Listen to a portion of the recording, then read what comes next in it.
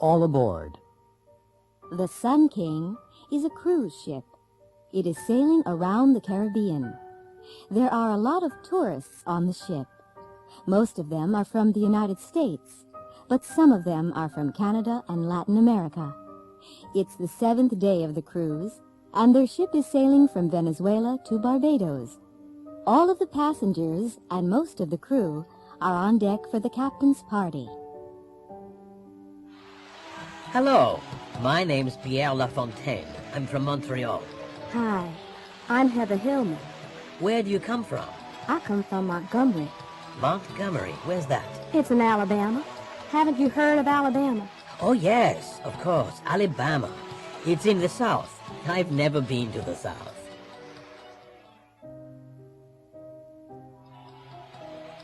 What a terrible party. Oh, really? Do you think so?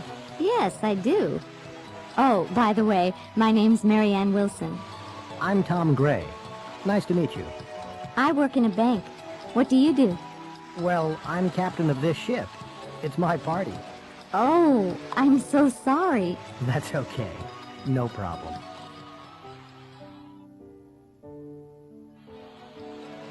Would you like another drink? What? Would you like another drink? Oh, yes, please. I'd like some orange juice. With ice? No, thanks.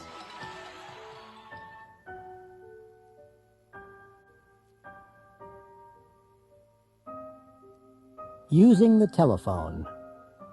2 1 2 3 3 2 1 5 0 6. That's it. Thank you for calling XYZ Records Incorporated. You are in a call waiting system. Please hold. Your call is very important to us. As soon as an operator is free, we'll talk with you. XYZ, can I help you? I'd like to speak to James Singh, please. Which department? Accounting? Please hold. I'm connecting you. Thank you for calling Lemon Computers. If you are calling from a touch-tone phone and you know the extension number you require, you may dial it now or at any time during this message. For sales and marketing, press 1 now. For customer service, press 3 now. For all other inquiries, press 0. Or stay on the line and someone will assist you shortly. Thank you for calling Lemon Computers. Lemon Computers, may I help you? Can I speak to Simon Hertz, please? One moment. Let's see. I press 0 first, then the area code and number. What's the area code for Honolulu? Oh, right, 808. 808 725 9316. Operator. Hello, this is a collect call. What name? Sanuski. Paula Sanuski. Can you spell that, please? That's SINEWSKI. Just a moment. Please hold. Thank you. When you call directory assistance, you hear a recorded message. Listen to these 5 conversations. 1. Directory assistance, what city? Minneapolis, please. What name? Nelson, Mr. P. 1999 Stinson Boulevard in Columbia Heights. Thank you for calling Minnesota Telephone. The number is 334-9045. 2. Directory assistance, what city? San Francisco. What name? Slick, Ms. G. At 2400 Fulton Street, San Francisco. Thank you for calling Pacific Bell. The number is 685-0124. 3. Directory assistance, what city? Miami. What name? Buffett, J. On Alton Road in Miami Beach. I don't know the address. Thank you for calling Southeast Bell. The number is 766-5501. 4. Directory assistance, what city? Boston, please? What name? Knight, J. It's somewhere in the Jamaica Plain area. There's a J night on Arbor Way. That's the one. Thank you for calling New England Telephone. The number is 552-7136. 5. Directory assistance, what city? Chicago. What name? Butterfield. P. On 59th Street. By the Midway Airport. Thank you for calling Illinois Bell. The number is 401-0033.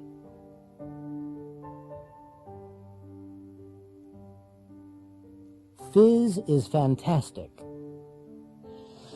Meet Mr. and Mrs. Lopez of San Antonio, Texas. They have 3 young children, and they have to do a lot of wash. There are 2 piles of dirty clothes on this table. With this pile, we're going to use new Fizz, and with that pile, we're going to use another leading detergent. We have 2 identical washing machines here. The only difference is Fizz. While the machines are working, let's have some coffee. Okay, both machines have stopped, and Mr. Lopez has taken the clothes out. Well, Mr. Lopez, what do you think? Well, we washed these clothes in Fizz, and those clothes in the other detergent. Can you see any difference? I sure can. These clothes over here are much cleaner, and they're whiter and softer than those over there. These clothes? We washed these clothes with new Fizz. That's right, Brian. It's really much better than our usual detergent. Our clothes have never been cleaner than this. So which detergent are you going to use from now on? New Fizz, of course. It's the best detergent we've ever used.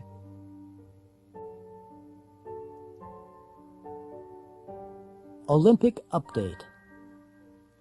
It's time now for our Olympic update, coming to you live by satellite from the Olympic Games. Here's our reporter, Pat Sweeney. This is the Olympic swimming pool at the center of the Olympic complex. The most important event today was certainly the women's 200-meter freestyle competition. An American, Sierra Kennedy, was first and won the gold medal. She swam the 200 meters in a new world's record of 1 minute, 56 seconds. The United States won 2 gold medals yesterday and 3 the day before.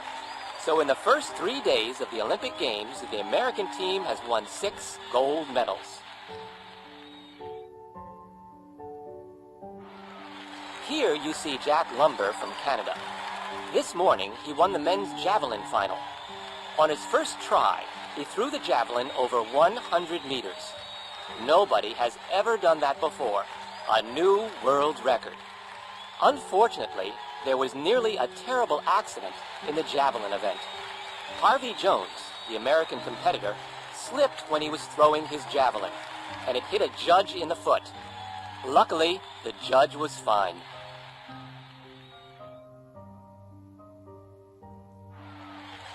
Here we are in the Olympic gymnasium. Olga Ivanov, the 15-year-old Russian gymnast, has just finished her routine. We're waiting for the results now. And here they are. She has an average of 9.5 points. That's the best score today.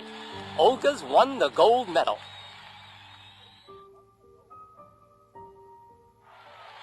We're waiting for the last jumper. Ted Kelly from Great Britain is going to jump. The bar is at 2.30 meters. Now he's beginning his last try. And he's jumped. Oh, he's crashed into the bar. He's landing. The bar's fallen. Is he hurt? No, he's all right. He's getting up and walking away.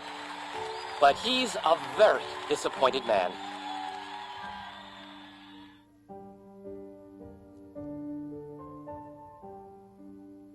Waiting for a friend.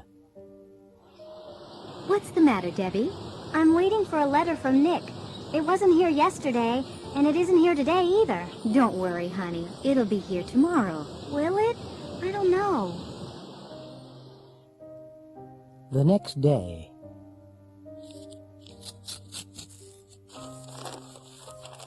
Mom, it's here. And Nick's coming to Pittsburgh. Oh, really? When? He'll be here next Monday. What time will he be here? You have classes on Monday. He'll be on the 7:40 train. Oh, Mom, can he stay with us? Well, I don't know. Oh, okay, sure. I've heard so much about him, I'd like to meet him. The next Monday. Debbie, the train won't be here for 10 minutes. Let's get a soda or something. No, thanks, Mom. You guys get a soda. All right. Where will you be? I'll be right here. 10 minutes later. Well, the train's late. It'll be here soon. Mom, can you and Sarah wait in the coffee shop? Why, dear? I want to say hello to Nick on my own. Is that okay? Sure. But we've just had a soda. We'll be in the bookstore right over there. Thanks, Mom. I won't be long. Listen to the station announcements. The trains will be late. When will they be here? 1. The train from Philadelphia will be 5 minutes late. The new time of arrival will be 6:50 p.m. on track 3. 2. The 7:15 p.m. train from Cincinnati, continuing on to Philadelphia, will now be here at 7:30 p.m., arriving on track 5. The 7:15 p.m. train from Cincinnati, continuing on to Philadelphia, will now be here at 7:30 p.m. on track 5. 3. There will be a 1-hour delay on the 7:40 from Chicago and Cleveland. The train will now be here at 8:39 p.m. on track 4. We apologize for any inconvenience. 4. The 8:20 arrival from St. Louis will be on track 1. This train will be just 2 minutes late. The St. Louis train will be just 2 minutes late at 8:22 p.m.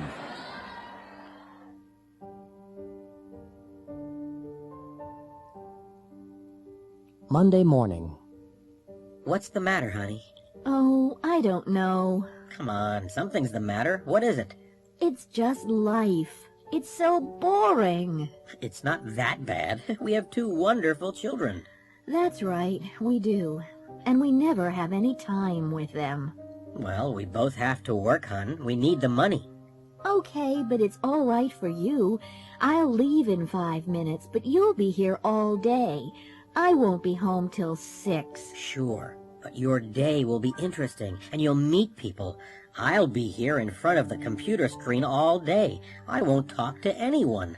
You're a computer programmer, Dan. That's your job.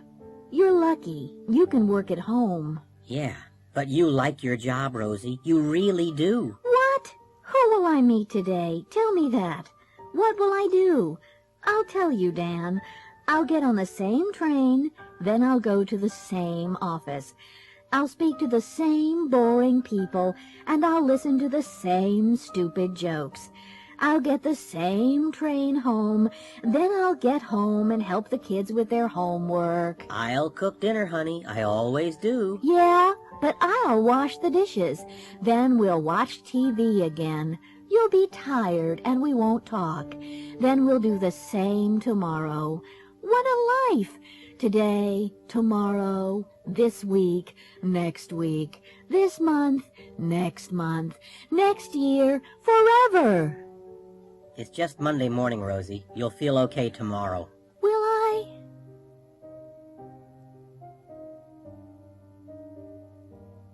Good luck, Waldo.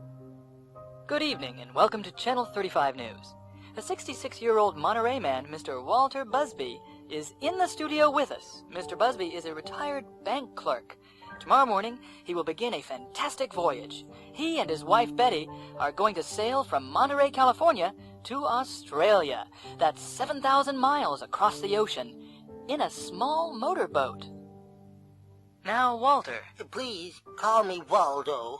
All my friends call me Waldo. All right, Waldo. Why are you doing this? Well, I haven't seen my son for 10 years. He lives in Australia, and we've never seen our grandchildren. But your boat isn't very big, Waldo. Will it get to Australia? Oh, yes, I think so. It'll get there all right. It'll take a long time, of course, but we're not in a hurry. I just retired, you see, and we'll stop on the way. Where will you stop? Do you know? Oh, yes. We have a map. Here it is.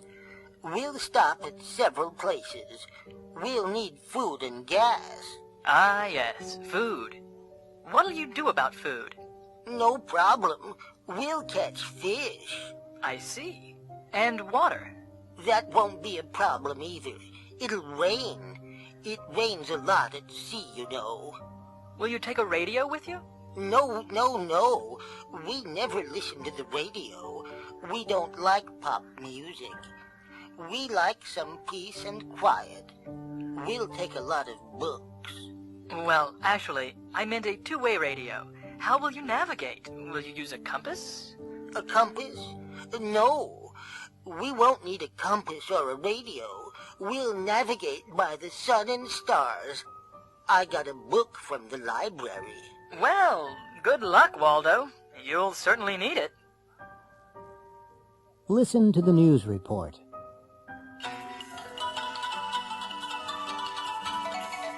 This is Channel 35 News. Walter and Betty Busby are recovering tonight in Monterey Hospital. They left Monterey Bay this morning at 6:30 in their boat, Titanic II. They were sailing to Australia.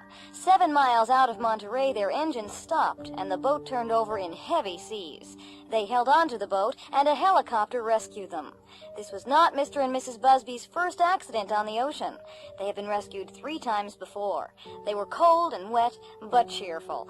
Mr. Busby said, "We're looking for a bigger boat. We'll get to Australia one day. We had some bad luck."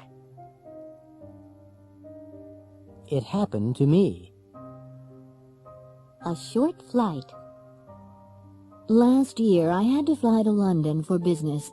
I can't sleep on airplanes, so my doctor gave me some sleeping pills. I got onto the plane, sat down, and took 2 pills. We took off, and a few minutes later I was asleep.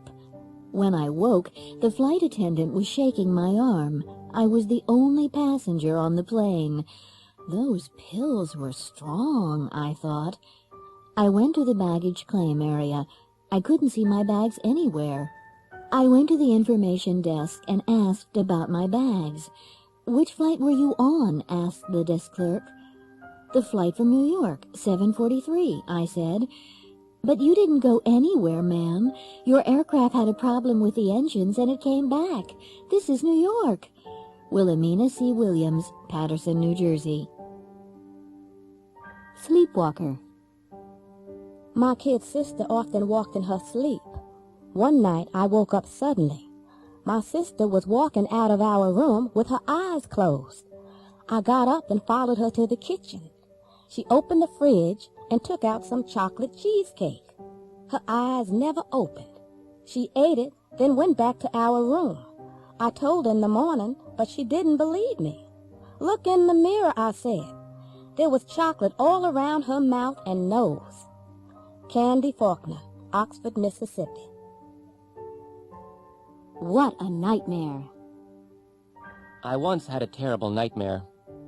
I dreamed I was in a hotel room on the 40th floor.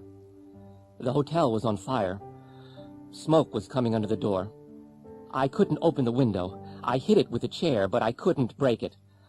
The room got hotter and hotter, and the smoke got thicker and thicker. This is the end, I thought. Then I heard a crash. Right then, I woke up. I was at home in my own bed, in my own room, and the room really was full of smoke. The window was open, and a firefighter was climbing into the room. He rescued me. My apartment was on fire. Jackson Burns, Seattle, Washington.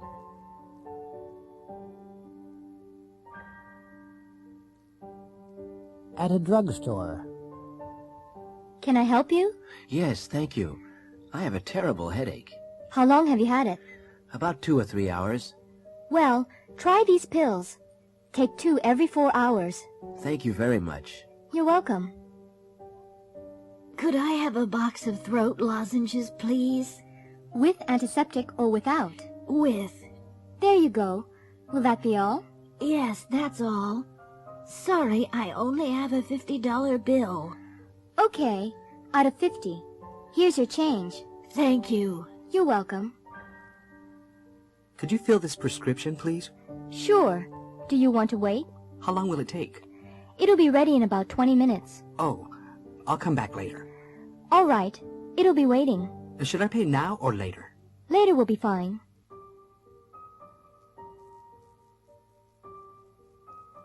Superstar. Come in. Yes, Miss Baloney? No, Gary. I don't want you. Who do you want, Miss Baloney? I want Marvin, and I want him right away. Okay, I'll go and find him. Marvin? Did you want to see me, ma'am? Yes, I wanted to see you 20 minutes ago. I'm sorry, I was in the garage. I want a car this afternoon. Which car do you want to take? The stretch limo, the Rolls Royce, or the Ferrari? The stretch limo. Where do you want to go, ma'am? The recording studio. What time? The recording session begins at 2. We'll leave here at 1:30. Okay, Brandon. Can you hear me? Sure. I want you to play electric piano on this one. No problem. And I want Jared to play acoustic guitar. I want him to play real loudly, okay? You got it. And find Tanya and Sophie. I want them to sing doo-wops. Excuse me? You know, the chorus. Doo-wop dee diddy diddy dum dee doo.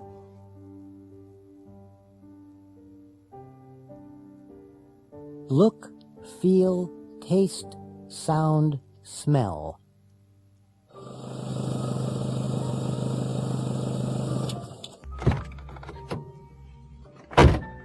I like your car, Jackie. Oh, you do? I've only had it for a week. It looks very expensive. Really? I guess new ones are expensive, but this one's used. It is? It doesn't look like a used car. It looks brand new. It feels cold in here. It does? Yes, really cold. Is the heat on? Yes, it is. It'll feel warmer in a minute.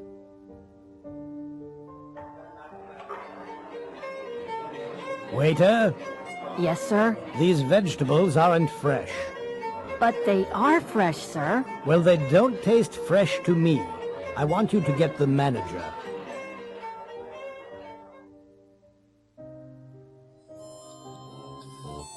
I'd like you to listen to my new stereo, Eduardo. Does it sound all right? Yes, it sounds fine to me. I think the bass is too loud. No, it sounds perfect. It sounds better than mine.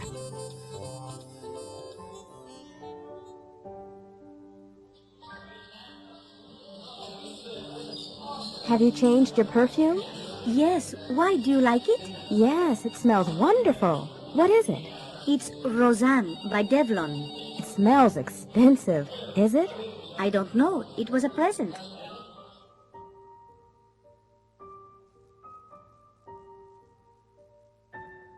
A science fiction story.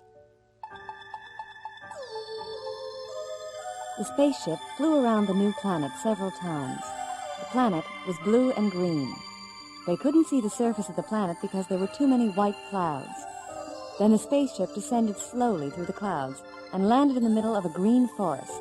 The two astronauts put on their spacesuits, opened the door, climbed carefully down the ladder, and stepped onto the planet.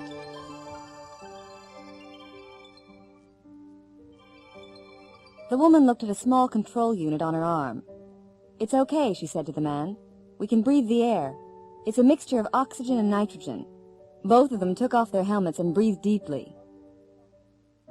They looked at everything carefully. All the plants and animals looked new and strange. They couldn't find any intelligent life. After several hours, they returned to their spaceship. Everything looked normal. The man turned on the controls, but nothing happened. "Something's wrong," he said. "I don't understand. The engines aren't working." He switched on the computer, but that didn't work either. "Eve," he said, "we're stuck here. We can't take off." "Don't worry, Adam," she replied. "They'll rescue us soon."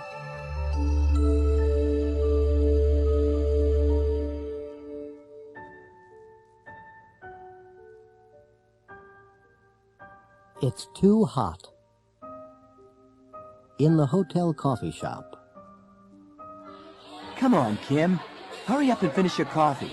We have to catch a taxi to the airport. We'll be late. I can't hurry. This coffee's too hot for me to drink. Why don't you put some cold milk in it? Milk? I don't take milk in my coffee. Oh, okay. Is it cool enough for you to drink now? Yes, but it tastes awful.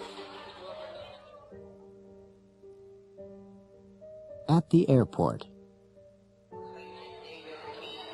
Oh, no. The global counter looks a mile away. Ooh. What did you put in these suitcases? Rocks? Only clothes. Why? Are they heavy? Yes, they are. The taxi driver managed to carry them. Well, they're too heavy for me to carry, and I don't see any luggage carts. Well, I'm not strong enough to help you. Porter, over here, please. On the plane. Oh, Mike, I didn't tell you. My sister called this morning. Oh? Which one? Tiffany? Yes. She wants to get married. Married? She isn't old enough to get married. She's only 17. Who does she want to marry? Mark McIntosh. Mark McIntosh, the actor? I can't believe it. He's too old for her. He's over 60. I know, but she loves him. At their destination.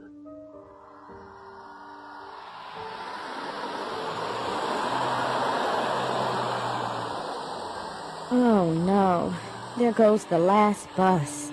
Well, let's walk to the highway and catch a different bus. It's a mile away. That's too far for me to walk. Let's take a taxi. Another taxi. We aren't rich enough to go everywhere by taxi. Mike, haven't you forgotten something? What? We have 3 suitcases. Do you really want to walk? You're right. Taxi!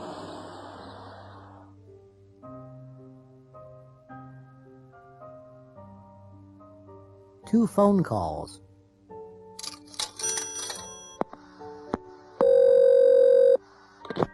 Hello? Vicky, is that you? Uh-huh. Who's this? It's Randy. Randy?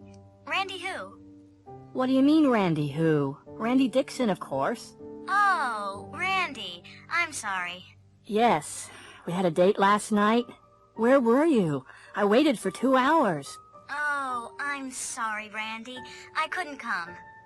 Couldn't come? Why not? Well, I had to wash my hair. Wash your hair? Why didn't you call me? I wanted to call you, but, I couldn't remember your phone number. It's in the phone book. Yes, of course, but, I couldn't remember your last name. Oh. But why did you have to wash your hair last night? Well, I had to do it last night because I'm going to see a play tonight. To see a play? With who? George McQueen, my boss's son. I see. He asked me yesterday, and I couldn't say no. Listening. Listen to the next phone call. Who is the manager talking to? Now listen again and check true or false. Hello? Good morning. This is the First State Bank. My name's Bridget O'Connor. I'm the manager. Oh, yes? Did you get my letter? What letter was that? Well, I wanted to see you. I called yesterday, but I couldn't get an answer. Was that in the morning? That's right. I'm sorry, I wasn't here. I had to see my doctor. I've had problems with my leg. I wanted to ask you about your account. My account? Yes. You wrote a check for $1,000 last week. $1,000? Yes, and there's only $152.95 in your account. But I don't have an account with First State. Now look here, Mr. Trump. Mr. Trump? Who's Mr. Trump? I'm not Mr. Trump. I'm sorry. Is this 848-3592? Say that again? 848-3592. Ah! This is 848-3952. My name's Sikorsky. You have the wrong number. Oh.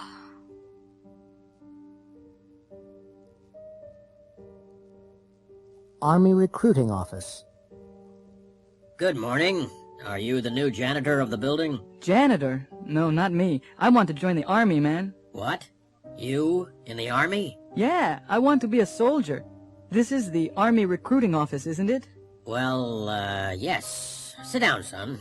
Thanks, man. Now, why do you want to be a soldier, Mr. What's your name, son? Corona. Frankie Corona. Well, I saw the commercial on TV last night. It looked pretty good. Vacations, money, travel, education, a pension. I see. Yes, it's a good life in the army. Terrific! Now, do you have any questions? Let's see. Yes, will I have to get a haircut? Oh, yes, you'll have to get a haircut and wear a uniform. A uniform? I've never had to wear a uniform before. Oh, yes, and you'll have to obey orders. But you won't have to clean latrines. What are latrines? Toilets. I've never had to clean toilets. What about the work? Will I have to work hard? Oh, yes, you'll have to work hard, all right. And what about education? Oh, yes, there are a lot of opportunities. Maybe you'll be a computer programmer or a communications expert one day. Okay, I'd like to join. All right, just sign here, Frankie. There you go, man. Frankie Corona. Corona. Huh? Stand up. Stand up straight, Corona. Now, march. Left, right, left, right. You're in the army now.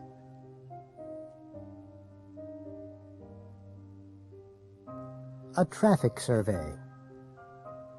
All major cities have traffic problems.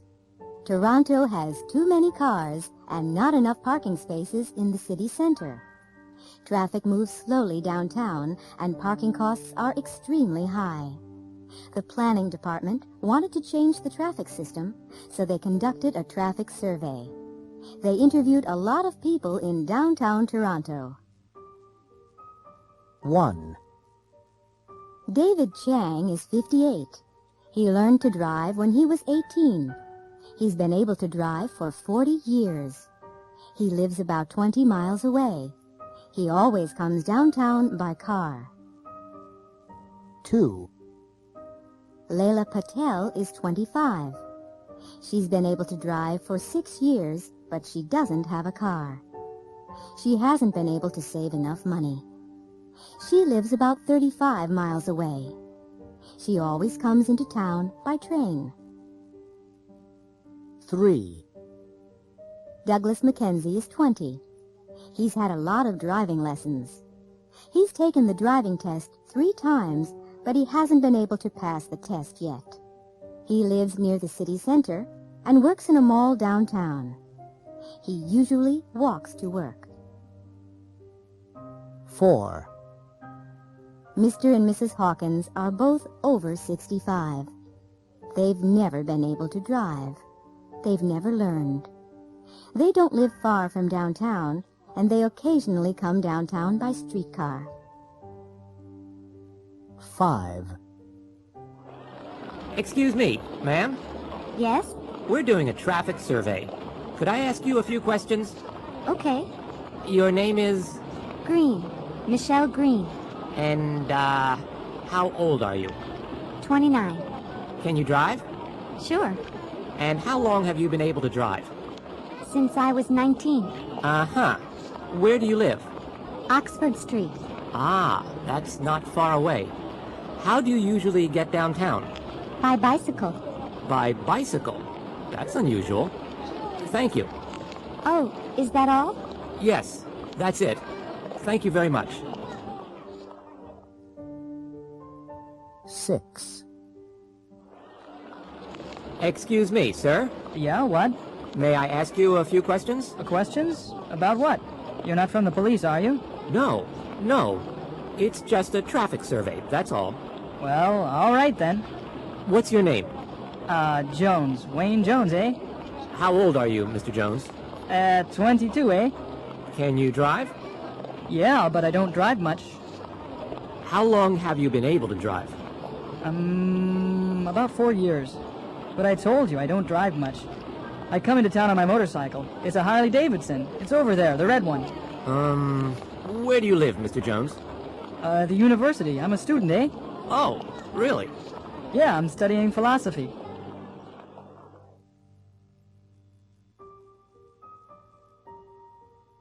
Changes. Why do you want to study computer programming? Well, I lost my job last month, and I haven't been able to find another one. I see. Do you have any money? Well, some, and my girlfriend will be able to help me. Good. The course costs $2,500. Ooh, will I be able to find a job as a computer programmer? Oh, sure. You'll be able to get a good job and make lots of money. Please sign here. This is the room. Do you like it? It's very nice.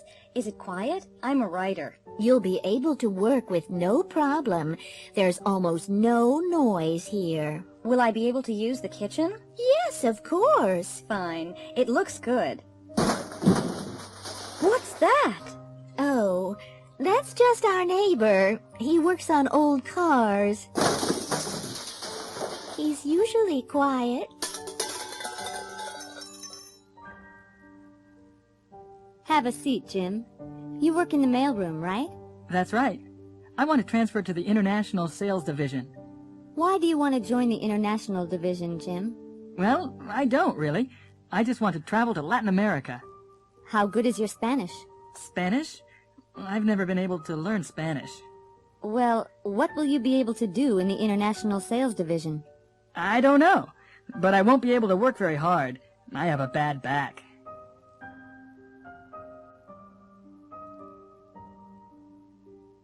Checks and money.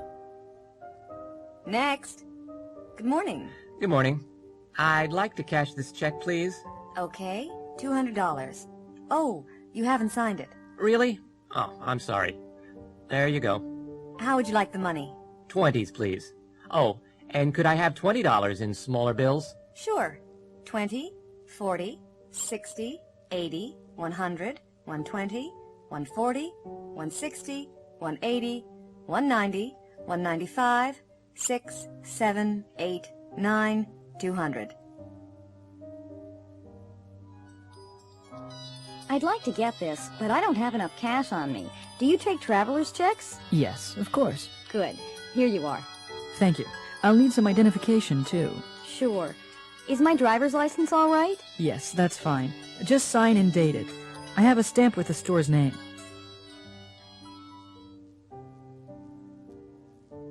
Hello, can I help you?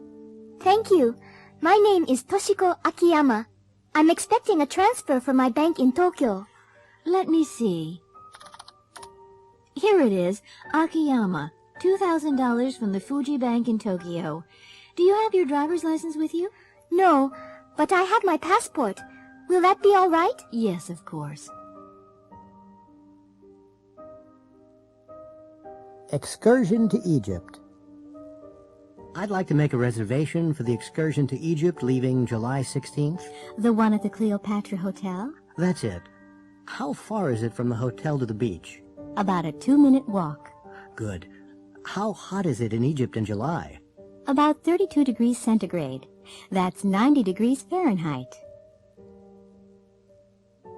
And that is the Great Pyramid. Oh yes, it looks very high. It's about 137 meters high. How long are the sides? They're 230 meters long. Wow. How old is it? It's almost 4,500 years old. We're going through the Suez Canal now. It doesn't look very wide. How wide is it? About 60 meters wide and 160 kilometers long. Really? This is a big ship.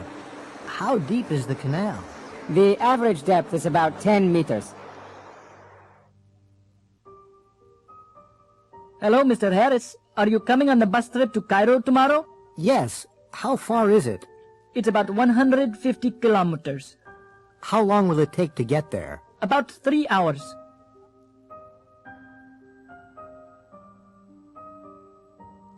Everybody's in a hurry.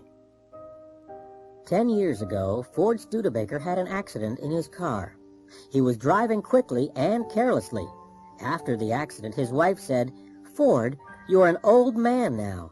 You have to drive more slowly and more carefully." Ford has not had an accident since then. He always drives slowly, very slowly. But the drivers behind him often get angry. They sometimes have to stop suddenly, and then other cars crash into them.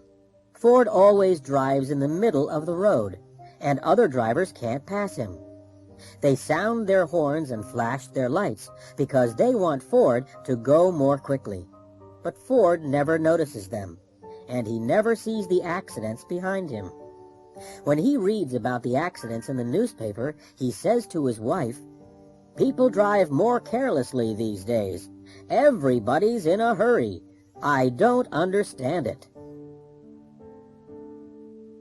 Natasha Taranova is a tennis star. She's one of the best players in the world. She hits the ball hard and fast, harder and faster than any other player.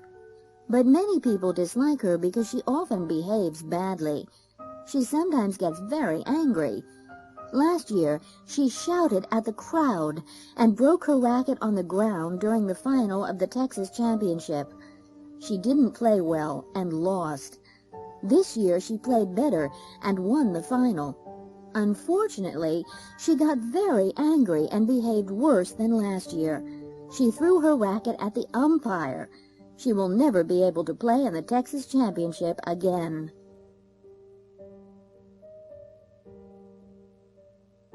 A day off. Al Bellini works for an import-export company in Los Angeles.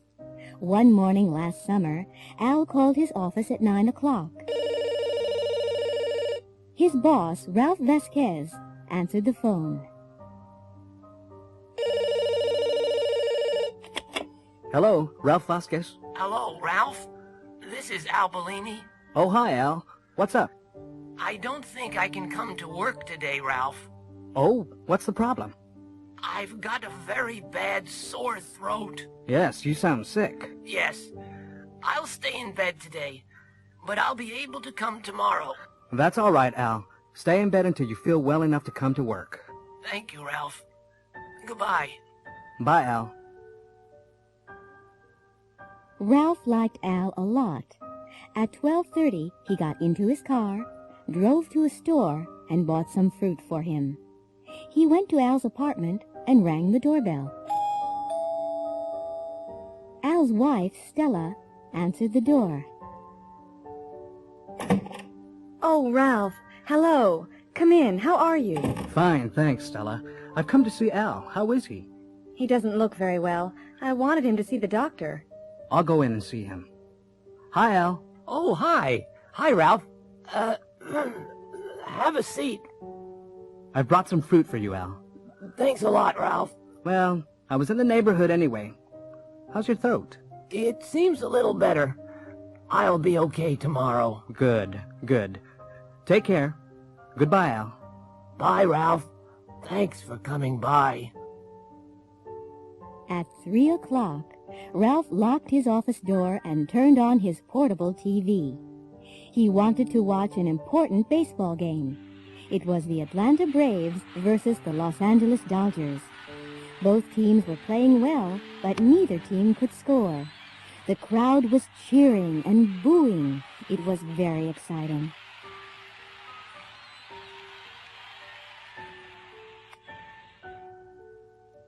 Then at 3:20, Sam Zapata of the Dodgers hit a home run.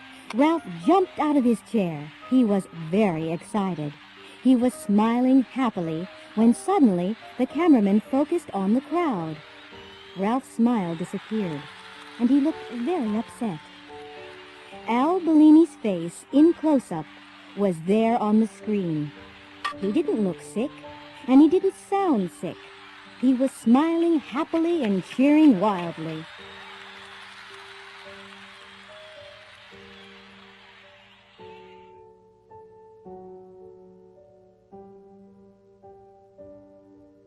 Applying for a job.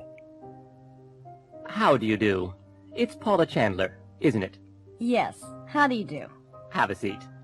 I'm Art Miranda, and I have your application form here. I just want to check the information.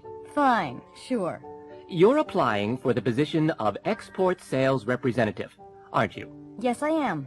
You aren't from Connecticut, are you? No, I'm not. I'm from Massachusetts. You got a bachelor's degree in business administration at college, didn't you? Yes, that's right. But you didn't get a master's degree, did you? No, I didn't.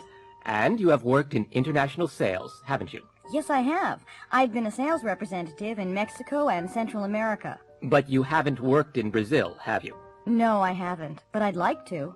You can speak Spanish, can't you? Yes, I can. But you can't speak Portuguese, can you? No, I can't, but I'd like to learn Portuguese.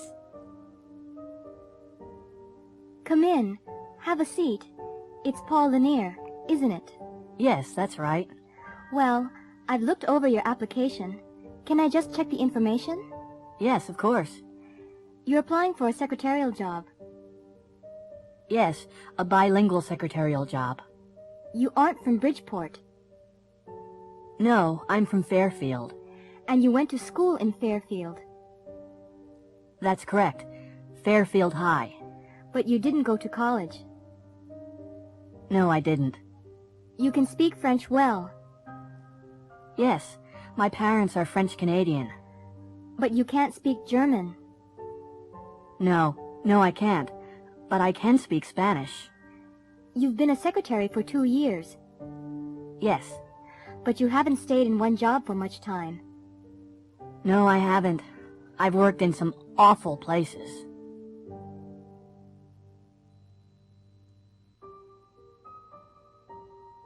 Disasters.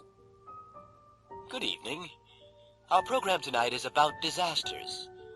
This year, there have been fires, earthquakes, and volcanic eruptions. All our guests tonight have survived disasters. Hello, I'm Susan Fisher-Diaz. I live in Chicago. I was working in my office on the 28th floor of a skyscraper. I was dictating some letters to my secretary when the fire alarm rang. I rushed out to the elevator, but it wasn't working. The stairs were full of thick smoke. We couldn't go down, so we had to go up to the roof. When we got there, some people were waiting calmly. Others were shouting and screaming wildly. A helicopter managed to land on the roof and rescued 6 of us before the roof collapsed. My name's Linda Reed. I was on vacation at the Med Club on Patapita, a small island in the South Pacific. I was taking a nap when the volcano erupted. The noise woke me up. I looked out of the window. Everybody was running toward the harbor. I threw on my robe and ran to the harbor too. I managed to get on a cruise ship. It was leaving when the lava hit town. Hi, my name's Richard Ching. My wife and I were staying with friends in Santa Librada near Los Angeles. We were having dinner when the earthquake began. Everything shook. All the plates and food fell on the floor. We were picking everything up when the ceiling fell in. Fortunately, we were under the table and survived. We had to wait for hours before help arrived.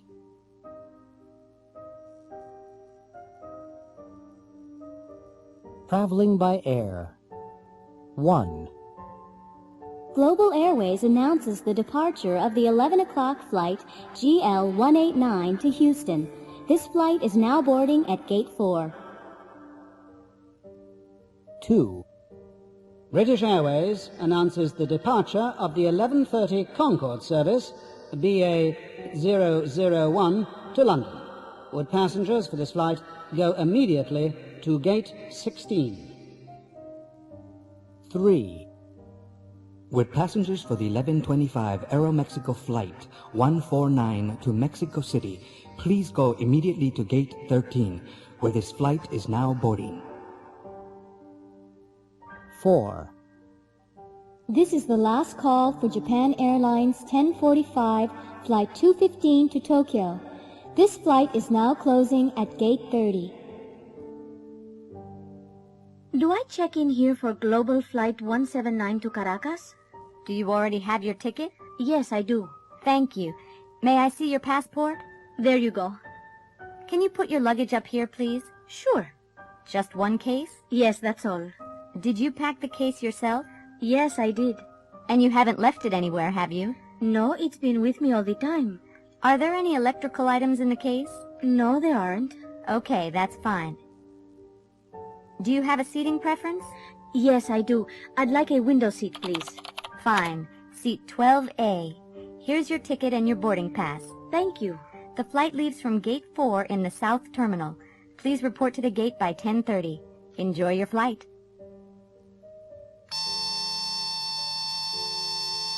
Excuse me, ma'am. May I see the contents of your pockets? Of course. Thank you. Put everything in this container. Now, please go back and come through the detector again. Sure. Oh, wait, it's my metal comb. Here it is. That's fine. Put it with your other things. Now come through again. Good morning, ladies and gentlemen. This is your captain speaking.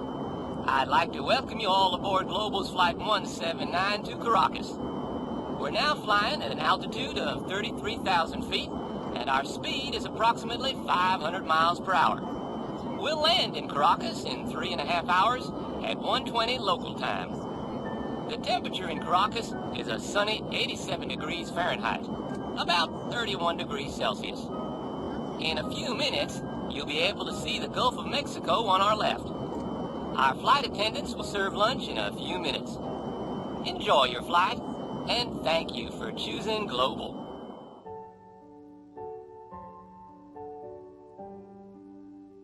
I've cut myself. Ow! This knife's sharp. I've cut myself. Let me see. Oh, you haven't cut yourself badly. It's just a scratch. But it's bleeding. It's not bleeding much. I'll get a Band-Aid.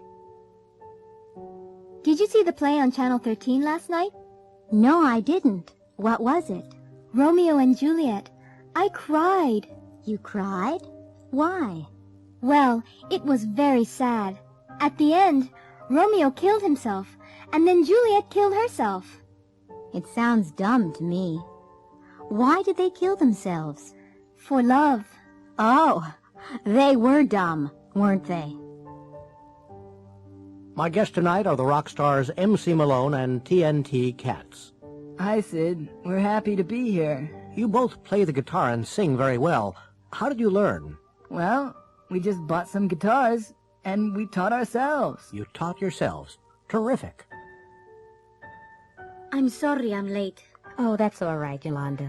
Yesterday was my first wedding anniversary. Congratulations. Thanks. We went to that new restaurant on Bank Street. Did you enjoy yourselves? Oh, yes. We had a very good time. Have you seen my new microwave oven? No, I haven't. Oh, it's fabulous. It has an automatic timer. It can turn itself on and off, and it cleans itself.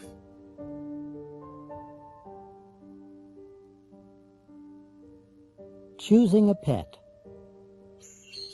Hello, how are you today? Can I help you? Yes, I'm looking for a pet for my son. Can you suggest anything? What kind of pet does he want? A traditional pet? A cat or a dog? Or something unusual? Well, he'd like a snake or an alligator, but he isn't going to get one. We have a nice dog right now, a Rottweiler. A Rottweiler? Oh, no. I've heard about them on the news. They're very big and mean. Oh, no, ma'am. They aren't as mean as some dogs. Really? Yes, really. Last week we had a small dog here. It was only as big as your purse, but it was as mean as the devil. It bit me 3 times. Let's forget dogs, then. What about a cat? A cat. They aren't as friendly as dogs, are they? No, but they don't eat as much as dogs either, and they're very clean. Or what about a bird, a parrot or a parakeet? We have both. Which do you recommend? Well, parakeets aren't as easy to train, and they never speak as well as parrots. Yes, but parakeets don't need as much space as parrots, do they? That's true. Parakeets are very popular because they're so easy to keep. Yes, but they're a little noisy, aren't they? I want a quiet pet. A quiet pet? Well, what about a goldfish? There's nothing as quiet as a goldfish.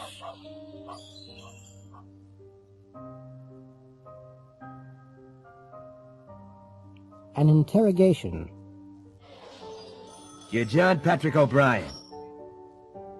Yes, I am. You sell used cars. Yes, I do. And other things. You live on Staten Island. Yes, I do. I live in Richmond Town. You went to the races at Montvale yesterday. That's right. You weren't alone. No, I wasn't. I was with my friend, Bobby Ann Chase. But you're married. O'Brien. No. Who told you that? You left your apartment at 11 o'clock. Yes, about 11. You were in your Cadillac. Yes, I was. You didn't stop for gas. No. You had lunch at a Chinese restaurant. No, we didn't. We had lunch at a fast food place. You don't remember the name of the place. No, I'm afraid I don't. You had fried chicken. No, we got some hamburgers to go and ate in the car. You got to Montvale Racetrack in time for the first race. Yes, correct. You were very lucky. Yes, I really was. You won $50,000. I can't remember exactly how much. There was $50,000 in your apartment. Was there? You don't know where Bobby Ann is now. No, I'm not her husband. But you left her in Midtown Manhattan because she wanted to buy some clothes. Yes, that's right. It's interesting. O'Brien, you have a very fast car. What do you mean? The last race at Montvale started late, and it didn't finish until 25 after 5. So you drove from Montvale on Long Island to Midtown Manhattan to Staten Island in 35 minutes. At rush hour. That's impossible.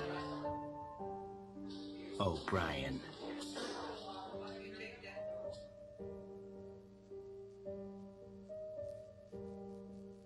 Going to a party. Hi, great to see you. Come in. Hi, Jake. I'm not the first, am I? No, the others are all in the dining room. The food's in there. Let me take your coat. Thanks. Oh, I brought some flowers. Thank you. I'll put them in some water right away. Is Bruce coming? He's already here. Go on in. Hi, Kate. I like your dress. Thanks. Have you seen Bruce? Bruce?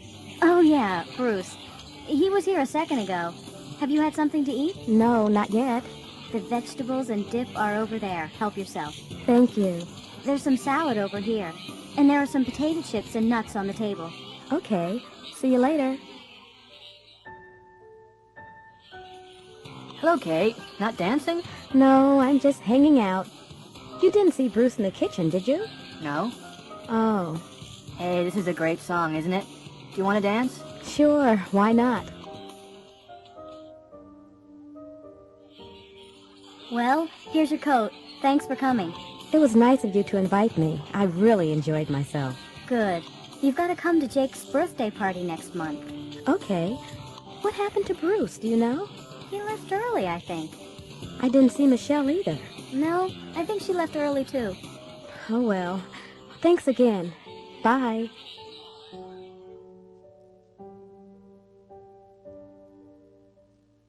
Together again. Kelly Strong and Rod DeBiro are in the studio. They're acting in a scene from Together Again. In the movie, Kelly is Constance, a young nurse in Africa. Rod is Armand, a famous zoologist. Okay, scene 34, take 8. Let's try it again. Action. I love you, Armand. I love you too, Constance, but I have to go. I know. But perhaps we'll never see each other again. We will, Constance, because we love each other. Cut, cut, cut. That's not good enough. Take 5, everybody. Okay, Kelly. Come over here. Now, I know you don't like Rod, and I know he doesn't like you. Like, we hate each other, you know that. But you're actors, and in the movie, Constance and Armand love each other, right? Right, but... No buts. You have to look at each other.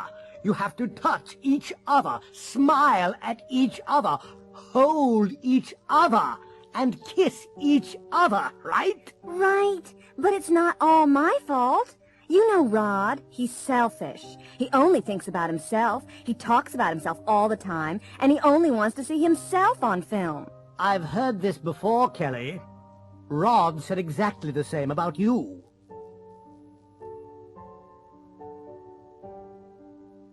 So am I. I'm taking my vacation next month.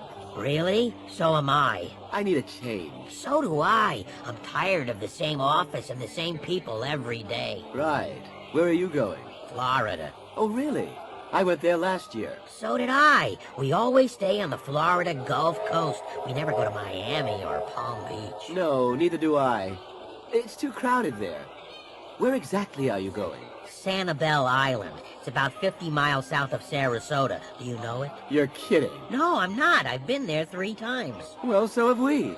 And we're going there this year, too. Not to the Sand Dollar Resort. Yes, why? Well, I'll see you there. That's my hotel, too.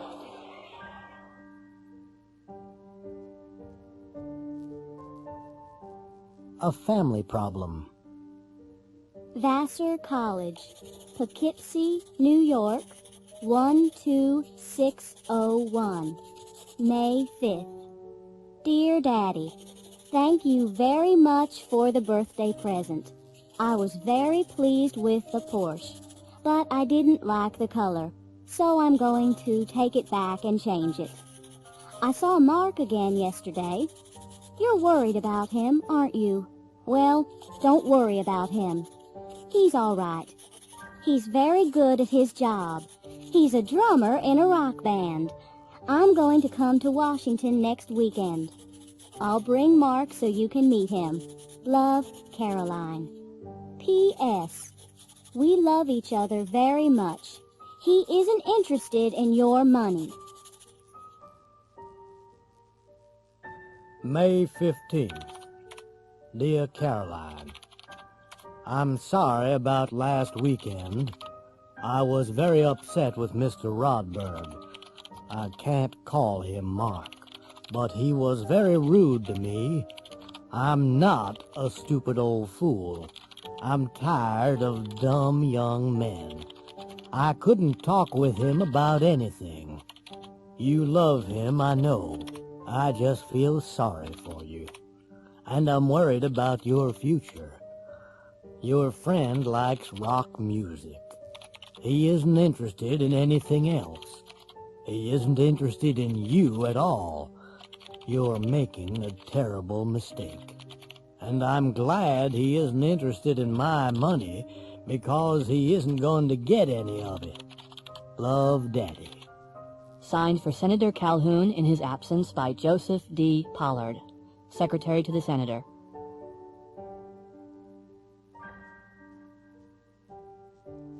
The Yes-No Contest. Hi there, I'm Barry Smiles. Welcome to the Yes-No Contest. Our rules are very simple. I'll ask you questions for 30 seconds. You must answer, but you can't answer with yes or no. You can't nod or shake your head either. Now, here is our first contestant, Ann Mock from Palm Beach, Florida. What's your name? Ann Mock. Where are you from, Ann? Palm Beach. Did you say Palm Springs? No, Palm... Oh, I'm sorry, Ann. You said no. Our next contestant is Chuck Fleener from St. Louis, Missouri. It's Dr. Fleener, isn't it? That's right, but call me Chuck. Fine. You aren't nervous, are you, Chuck? I'm not nervous. Did you shake your head? I didn't. Are you sure? Yes, I'm... Oh, I'm sorry, Chuck. Better luck next time. Now, here's our third contestant. He's Richard or Apollo from Washington, D.C. Hello, Richard. Hello, Barry. You work in a bank, don't you? That's correct. Do you like your job? I enjoy it very much. Oh, do you? I said I enjoy it very much. Now, you aren't married, are you? I am married. Is your wife here tonight? She's at home in Washington. So she isn't here? Of course not. Do you have any children? I have 2 children. 2 boys? A boy and a girl. And that's 30 seconds. You've done it, Richard. Isn't that wonderful, everybody? He's won tonight's jackpot prize, a brand new fully automatic dishwasher.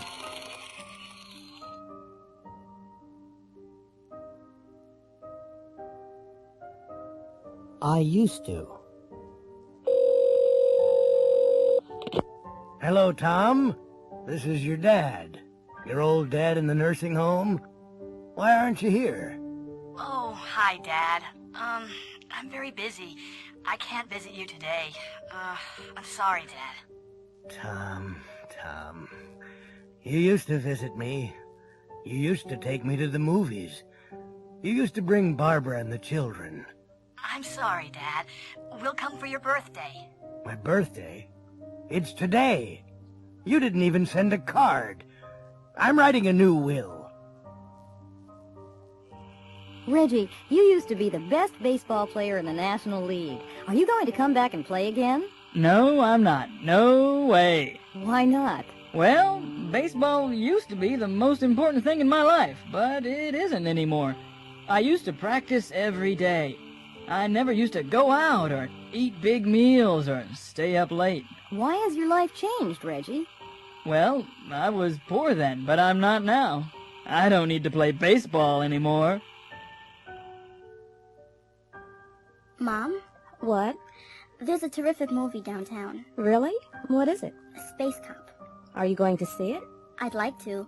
All the other guys are going, but I don't have any money. Okay. How much do you want? $10. $10? When I was your age, I used to get $2 for the movies. I know. And you used to walk 5 miles to school, and you used to cut wood. And I used to talk to my mother with respect.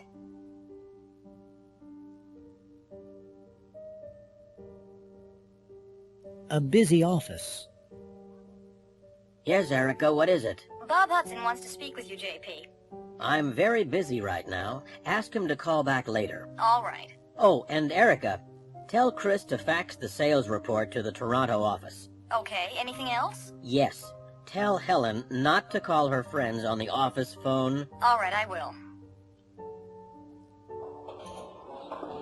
Hello? This is Mr. Powell's assistant again. I'm afraid Mr. Powell's very busy right now. Could you call back later? All right, thanks.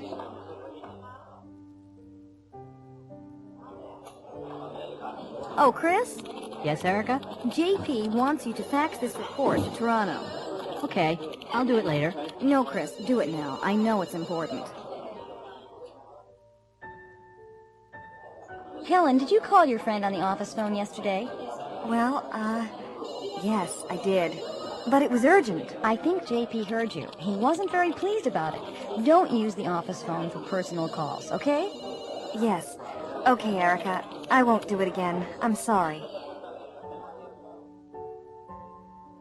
Erica, did you speak with Bob Hudson? Yes, I did. I asked him to call back. He says he'll call you later. Fine. Has Chris faxed that report yet? Not yet, but I told him to do it immediately. I think he's doing it now. Good.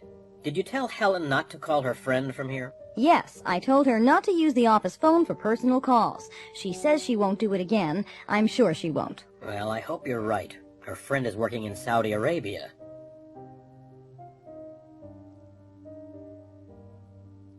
The smuggler. Latka was a customs officer in Europe. He used to work in a small border town. It wasn't a busy town, and there wasn't much work. The road was usually very quiet, and there weren't many travelers. It wasn't a very interesting job, but Latka liked an easy life. About once a week, he used to meet an old man. His name was Spevna. He always used to arrive at the border early in the morning in a big truck. The truck was always empty. After a while, Latka became suspicious.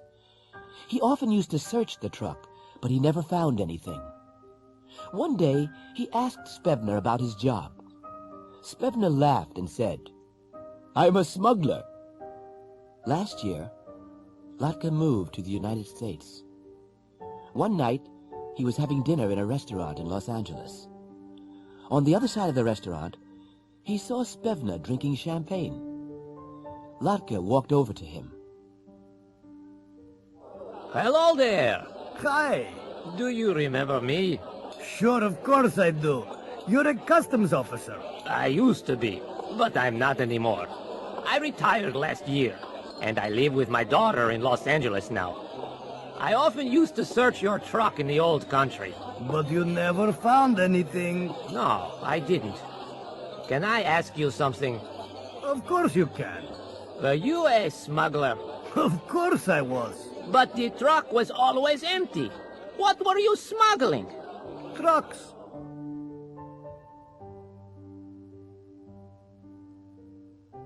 Opinions. Good afternoon, Mrs. Archer? Yes? I'm from Channel 5 TV. We're doing a survey. Oh, really? Could I ask you a few questions? Well, First, did you watch TV last night? yes, after dinner, from about 7 o'clock. And did you watch any of our programs? Yes, most of the evening, till 11.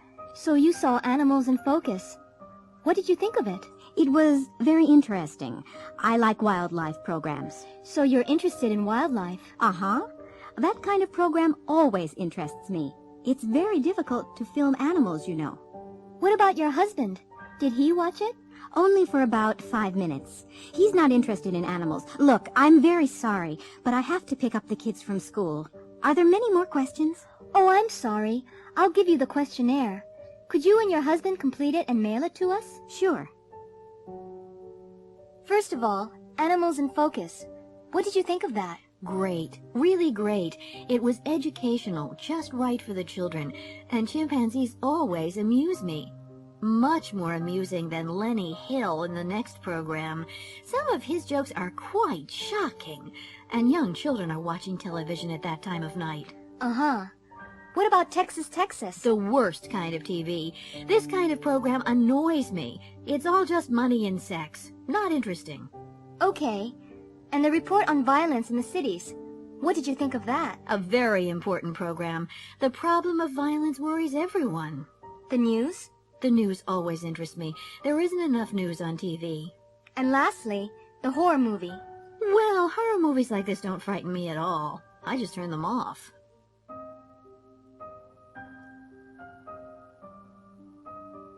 Advice. Hi, Keith. How's it going? Oh, hi. You don't look very happy. What's up? Oh, nothing really. I bought these jeans about 2 weeks ago, and they're too tight. I have to lose weight. Maybe you should go on a diet. Sure, but what kind of a diet? You should eat lots of salad and fruit. I hate salad. I prefer meat and French fries. And I love candy. There you go. You shouldn't eat too much meat, and you shouldn't eat candy at all. I know, Nick. Believe me, I know. What's the matter, Dario? You're very quiet today. I'm worried about my English. What's the problem? I'm not practicing enough. Why not? Well, it's hard to meet Americans. You should go out more. Where should I go? Maybe you should join a gym or take a class. Americans never speak to me. Well, you should speak first. What can I talk about? Sports. They're always interested in sports. Hello, Brian. You look tired today. Yes, I'm working too hard. You should take a few days off. I know I should, but we're just too busy. I'm working 12 hours a day. 12 hours a day? You're going to kill yourself. What else can I do? Maybe you should quit. I can't. I need the money.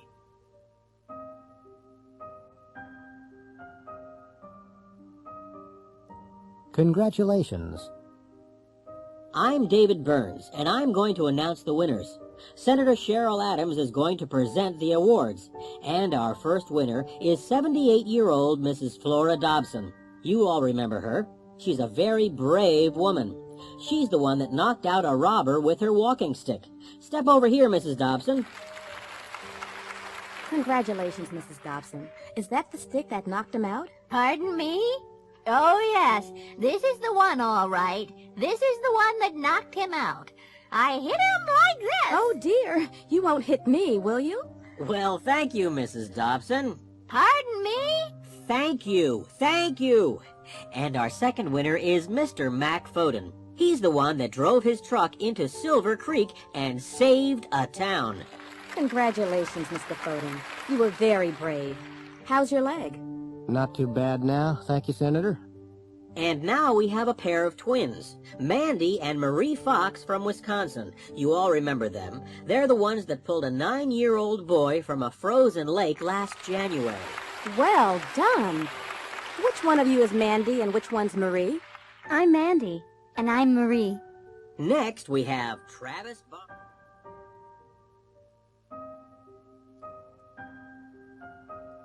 Waiting. Hi, Amber. Is the boss in? Yes, Steve. Miss Arnold's in her office, and she's waiting for you.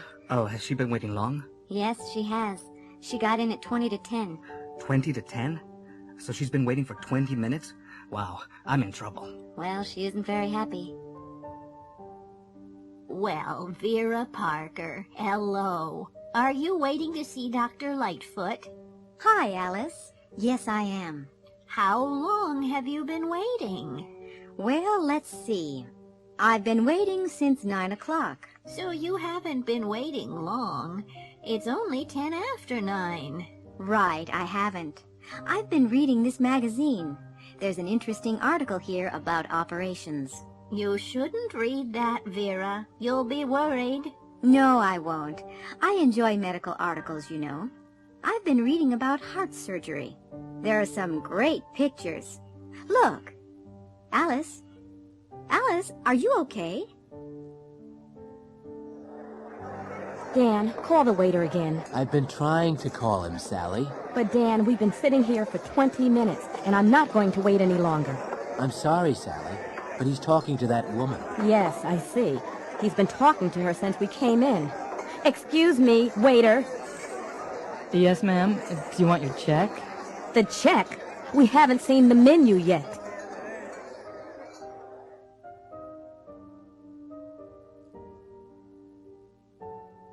Well, I guess it's difficult to choose just 5 things out of a whole lifetime. I need a little time to think. Well, the most important thing for me was the birth of my son. But I guess everyone chooses a birth. But that really changes your life. That's the biggest change for sure. What else? Strange. I think the assassination of President Kennedy in 1963. That's a long time ago. Really a long time. But I was in high school, and for me, it's like the line between being a kid and, I don't know, growing up. I don't think it changed my life, but I remember it so well. And everything was different after that. So that's 2 milestones then. Oh yes, and the day that I moved into this house. I've lived here for 20 years. I've always loved this house. Then there was my accident. I don't like talking about it, really. I fell down a mountain when I was skiing. I was in the hospital for 6 weeks. I couldn't walk for nearly a year. What else? That's not all. One more. Let me think. This sounds silly. A few years ago, I was in an elevator and it stopped, just like that, between floors. I was alone there for 5 hours. I was terrified. I thought about my life and my family. I still have nightmares about it.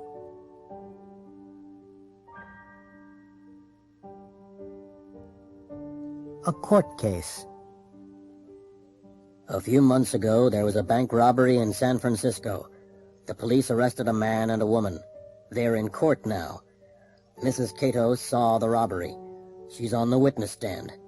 The judge and the 12 members of the jury are listening to her. A lawyer is asking her some questions. Now, Mrs. Cato, you saw the bank robbery, didn't you? Yes, I did. You saw a man, didn't you? That's right. I saw him when he went into the bank and when he came out. Now, look around the court. Do you see that man? Yes. He's the one. He's the man I saw. He wasn't alone when he went into the bank, was he? No, he wasn't. He was with a woman. Now, do you see that woman in the court? Yes. There. She's the woman I saw. I see, Mrs. Cato. Now, look at the man and woman again. This is very important. Are you absolutely sure about them? Absolutely sure. They're the people I saw. Now, Mrs. Cato, what was the man wearing when he went into the bank? I don't remember everything, but I remember his hat and his bag. Look at Exhibit A on the table. Is that the hat? Yes, that's the hat he was wearing. And Exhibit B? Yes, that's the bag he was carrying. Do you remember anything about the woman? Yes, she was wearing a black wig and red high-heeled shoes. How do you know she was wearing a wig, Mrs. Cato? Because it fell off when she was running to the car. Look at Exhibit C on the table. Is that the wig? Yes, that's the wig she was wearing. And Exhibit D, look at the shoes. Yes, they're the shoes she was wearing. Thank you, Mrs. Cato.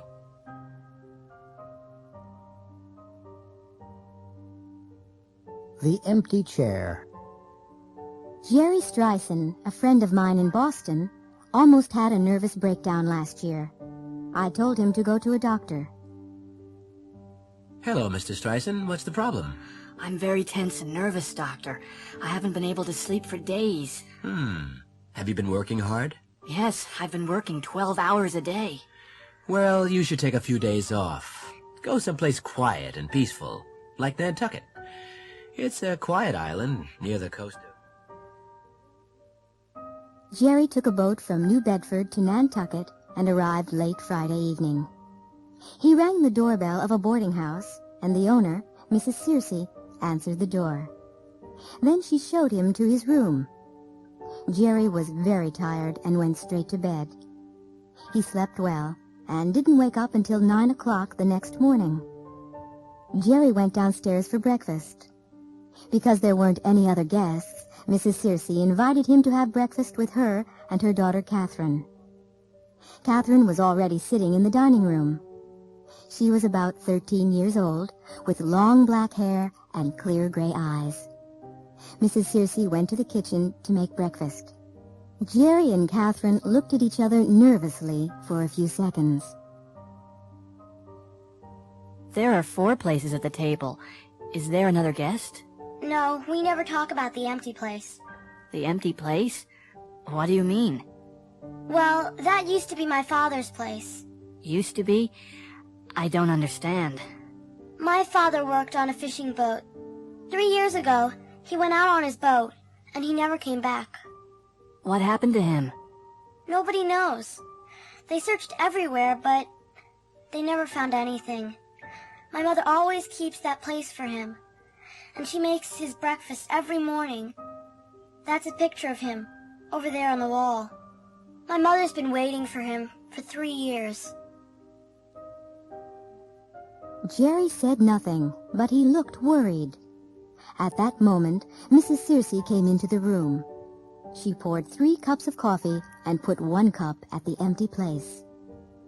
Jerry looked more worried, and he stared at the empty chair. Suddenly, he heard footsteps outside the door, and a tall man with a black beard walked into the room. It was the man in the picture. Jerry jumped up and ran out of the room. Who was that? What's the matter with him? I don't know. I don't understand. He's a guest from Boston. He arrived last night after you went to sleep. Catherine, do you know anything about this? No, Daddy, I don't. But he's here because he's very nervous. He says he's hiding here because a tall man with a black beard is trying to kill him. Catherine, have you been telling stories again? Stories? Daddy? Me?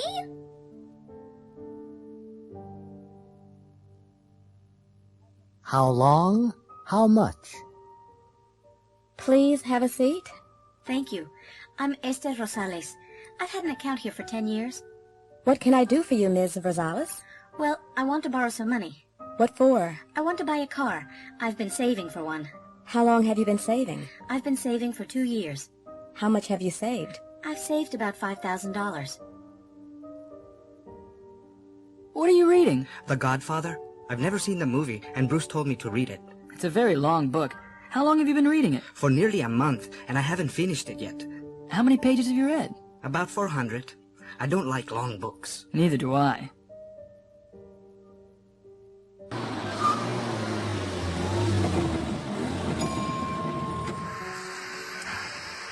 Yes, ma'am. What can I do for you? Hi. Fill it up, please. Regular unleaded or super? Regular unleaded. It's nearly empty. I've been driving all day. Oh, really? How far have you driven? About 400 miles. From Atlanta. That's a long way.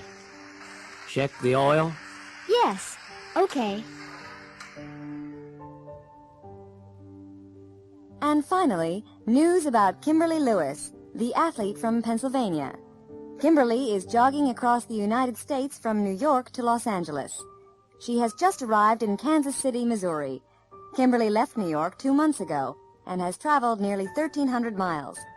Kimberly has collected nearly $300,000 for physically challenged children. She has used 12 pairs of running shoes and more than 100 pairs of socks.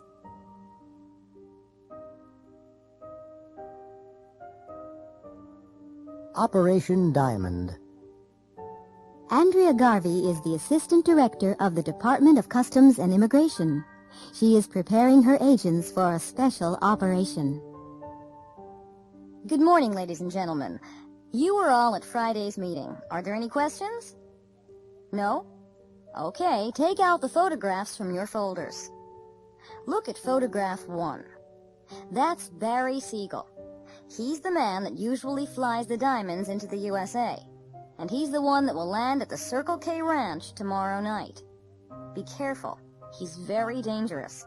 He's the one that shot a federal agent last year. Now photograph 2. That's Gulliver. He's the one we really want. He's the one the Mexican police arrested last year, but they had to release him because they couldn't find any diamonds with him.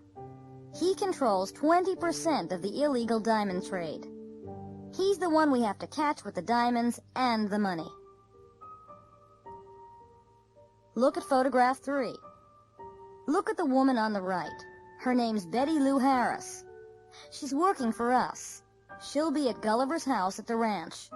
She's the one that gave us the information.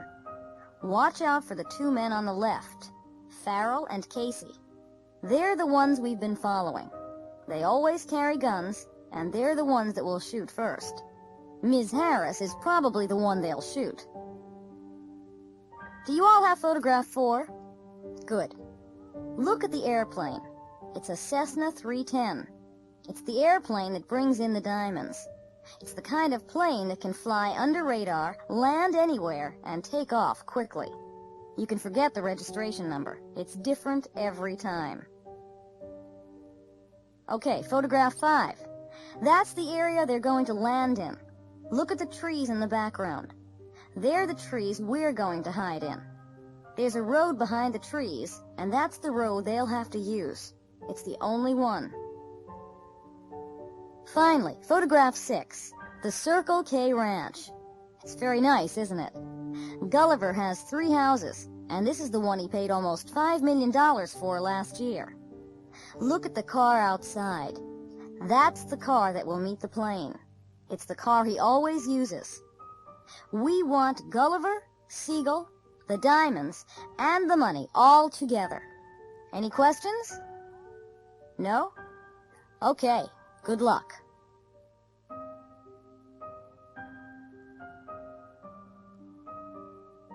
Making reservations.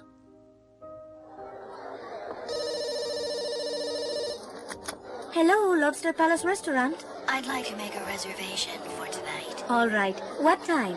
8 o'clock. 8 o'clock. For how many? There are 10 of us. 10. We don't usually take large parties.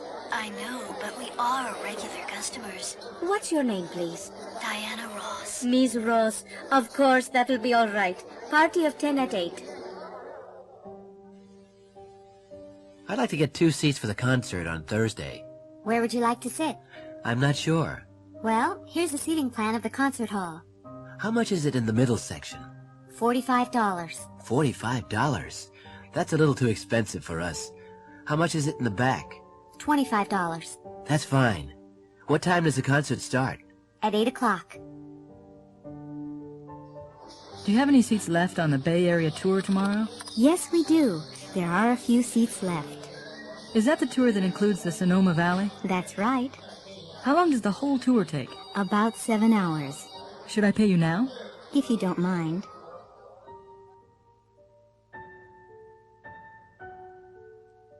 A new job. Jeff, have you seen this ad in the New York Sentinel? Yes, I saw it, but I'm not interested in finding a new job. I've been here since I left college. I like working here. Really? I've only been here for 3 years, and I'm already tired of doing the same thing every day. I'm afraid of getting really bored. Oh, come on. It's not that bad. You'll do the same thing there every day. Yes, but the salaries are good. I'm not interested in making more money. I have enough now. I can never have enough. Of course, you live at home with your parents. I like living with my parents. What's wrong with that? Nothing. But I like being independent. I like traveling, and I enjoy meeting new people. I'm going to apply for the job. Well, good luck.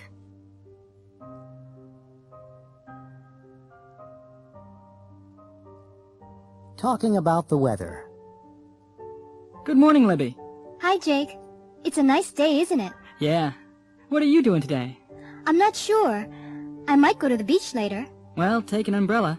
I've just seen the weather report. It might rain this afternoon.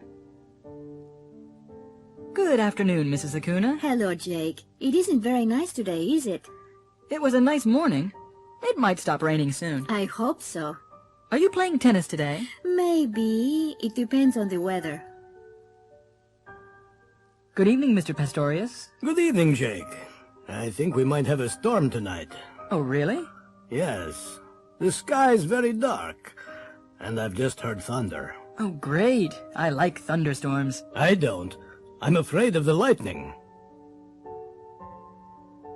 Weather report. Good morning.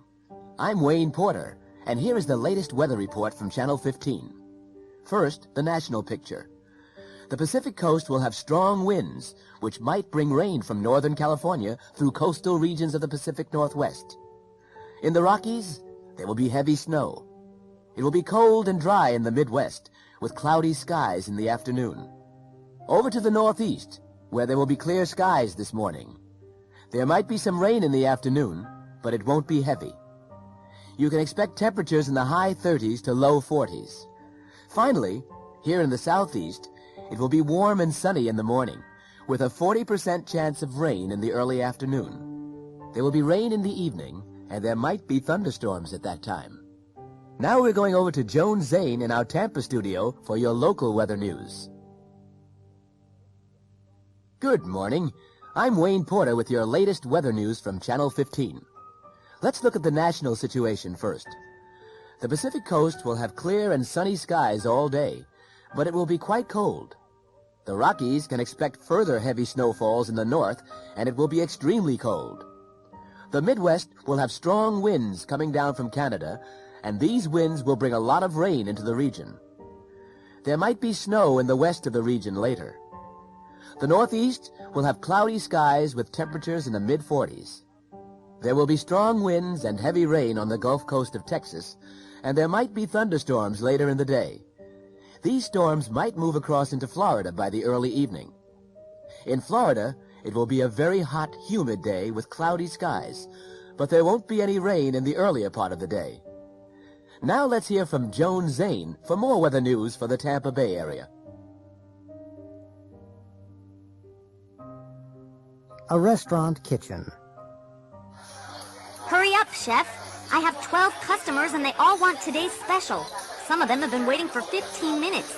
They're getting upset. I know, but I only have 2 hands. You'll have to help me. Help you? That's not my job. I'm a waitress, not a cook. Well, one of my assistants is off today and the other is out sick. Oh, okay. What do I do first? Well, start putting the meat on the plates, and I'll finish these vegetables. Okay. Is that enough meat? That's a little too much. Take some off. What about potatoes? Oh, put on plenty of potatoes. They're cheap. And lots of peas. All right. Can I take them out now? Have you put the gravy on yet? Huh? Oh, no, I haven't. Where is it? Here it is. Oh, there isn't enough gravy. There's plenty in that pot over there. Where?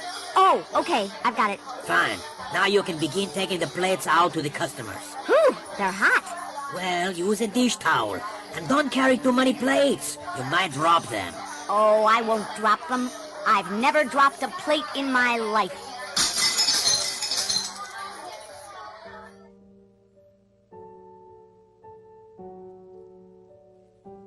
Asking for directions.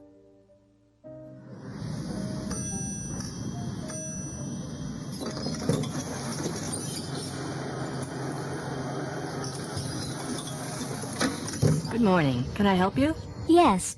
I have an appointment with Mrs. Bedoya, the sales manager. What time is your appointment? 11:30. Okay. You're Ms. O'Hare, aren't you? Yes, that's right. Take the elevator to the 3rd floor. Go down the hall to the left. Mrs. Bedoya's office is the 3rd door on the right. You can't miss it. Thank you. Don't bother to knock. Just go right in. She's expecting you. Excuse me. Yes? I'm lost. Is this the way to Disney World? Well, you can get there this way, but it's not the quickest route. Oh, no. Well, can you tell me the best route? Sure. Turn around and go back to the expressway. Turn left and go on until you get to the interstate. That's the I-4. The I-4? That's right. Turn left on the interstate and follow the signs for Tampa. That's I-4 West. You'll see signs to Disney World after a few miles. It's exit 26.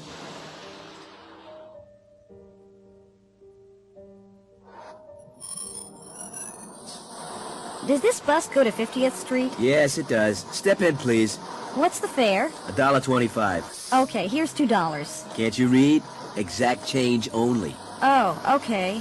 I have 5 quarters here. Can you tell me when we get to 50th Street? Okay. Thanks a lot.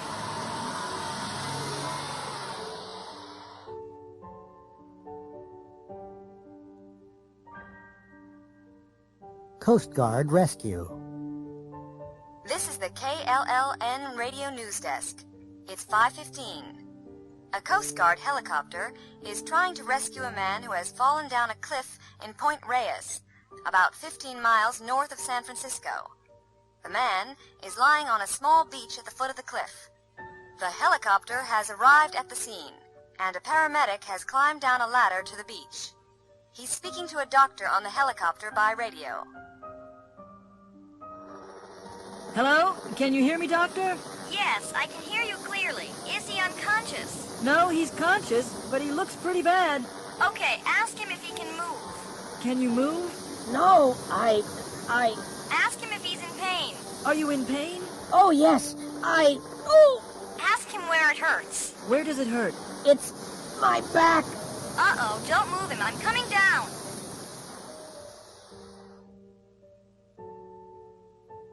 Bob Atkinson is the editor of the Daily Sun. He's sending a young reporter, Lois Gold, to interview the singer Duke Williams. Now, I've arranged an interview for 4 o'clock at his hotel. Ask him lots of questions. You know, ask him if he likes the city, ask him what his next record will be and when he recorded it, and ask him where. Ask him all the usual questions, but don't ask him how old he is, okay?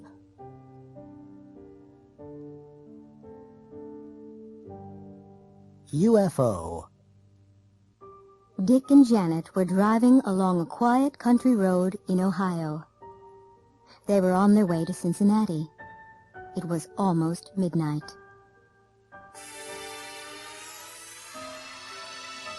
Dick, look over there. There's something in the sky. What is it? I don't know what it is. It's probably a plane. I don't think so. It's too big and too bright. You've seen too many movies, Janet. Oh, no. What's the matter? The engine just died. What's happened to it? Well, I don't know what happened. We'll have to find a service station. There's one in the next town. Great, but I don't know if it's open. It's really late.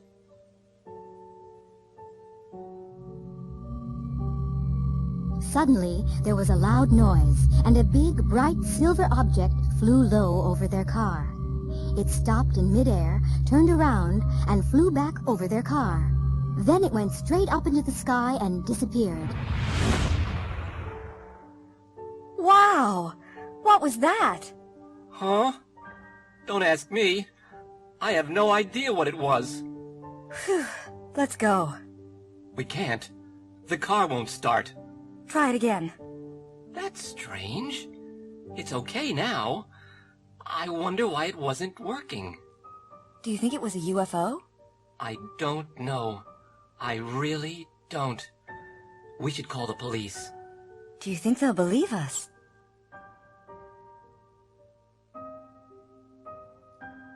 A mugging. One night, Sarah Garcia, an elderly widow, was walking down a dark street in Philadelphia. She was carrying her purse in one hand and a shopping bag in the other. There was nobody else on the street except two young men. They were standing in a dark doorway. One of them was very tall with light hair. The other was short and fat with a beard and mustache. The two men waited for a few seconds and then ran quickly and quietly toward Mrs. Garcia. The tall man held her from behind while the other one tried to snatch her purse. Suddenly, Mrs. Garcia threw the tall one over her shoulder. He crashed into the other man, and they both landed on the ground. Without speaking, Mrs. Garcia hit both of them on the head with her purse and walked calmly away. The two surprised young men were still sitting on the ground when Mrs. Garcia crossed the street toward a door with a bright sign above it. Mrs. Garcia paused, turned around, smiled at them, and walked into the Philadelphia Judo Club.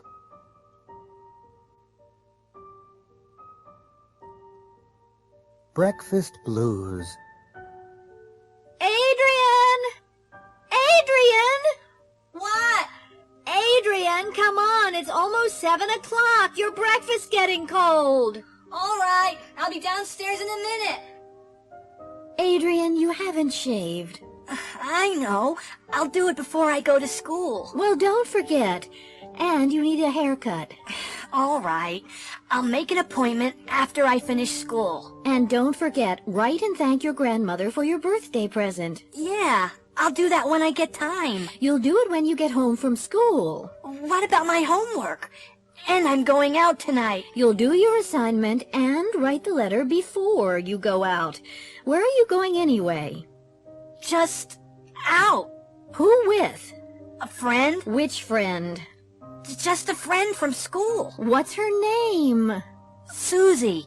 She's in my math class. Well, I'll be out when you get home. You won't go out until your father gets home, will you? He forgot his keys. He left them on the table.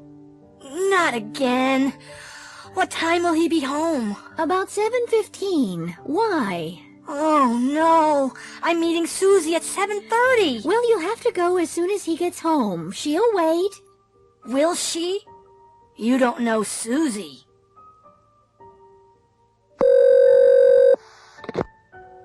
Hello?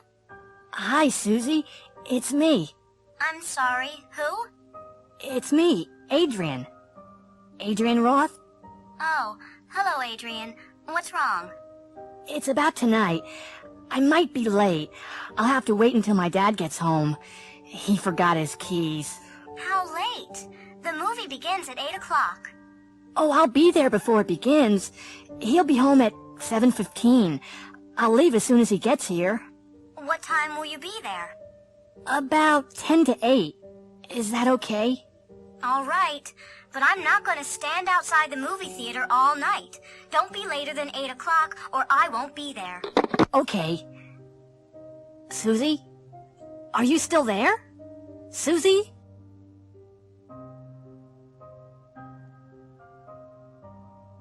General Hospital. Maternity unit. Mr. Diaz is in the maternity unit. His wife's going to have a baby. Hello. You're Mr. Diaz, aren't you? Have you been waiting long? Not really. Is there any news? Not yet. We'll tell you as soon as there is. Have you thought of any names for the baby? Oh, yes. If it's a girl, we'll call her Lucia. And if it's a boy, we'll call him Francisco. Operating room. David Foster has had a serious accident. His wife's outside the operating room now. Mrs. Foster, I'm Dr. Yamamura. Oh, doctor, how is he? Well, I'm afraid we'll have to operate. Oh, no. He's always been afraid of operations. Don't worry. If we operate now, he'll be all right. Oh, doctor, do you really have to? I'm afraid so. He's lost a lot of blood. If we don't operate, he'll die. East Wing. Ms. Wright has just arrived at the hospital. She's going to have a minor operation tomorrow. This is your bed, Ms. Wright. Oh, thank you, nurse. Now, get undressed and get into bed. There's a buzzer on the night table. If you press the button, someone will come right away. Oh, I'm sure I won't need anything. Well, don't forget, if you need anything, just press the button. Emergency room. Oh, how did this happen? He was playing soldier and he put the pot over his head. Now it's stuck. Have you tried to get it off? No, I'm afraid of hurting him. Yes. If we pull too hard, we'll hurt him. What are you going to do? Well, if I don't get it off, he won't be able to eat. Oh, no. I'm only joking. If I put some soap on his head, it'll come off easily.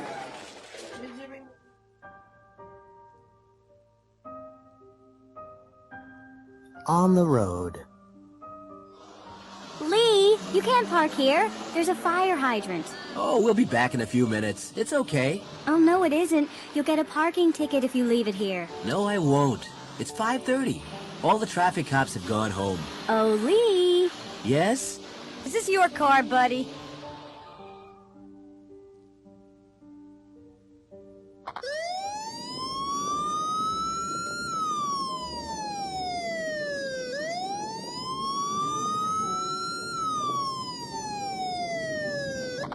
May I see your license? Sure. Oh, I left it at home. In that case, you'll have to come with us to the station. But why? You were speeding, buddy. But I was only doing 35. There's a 30-mile-an-hour speed limit. It's a residential section. Really? I didn't see the sign. We've been following you. So, you were doing 35 too? No. We were doing 60 miles an hour, and we couldn't catch you.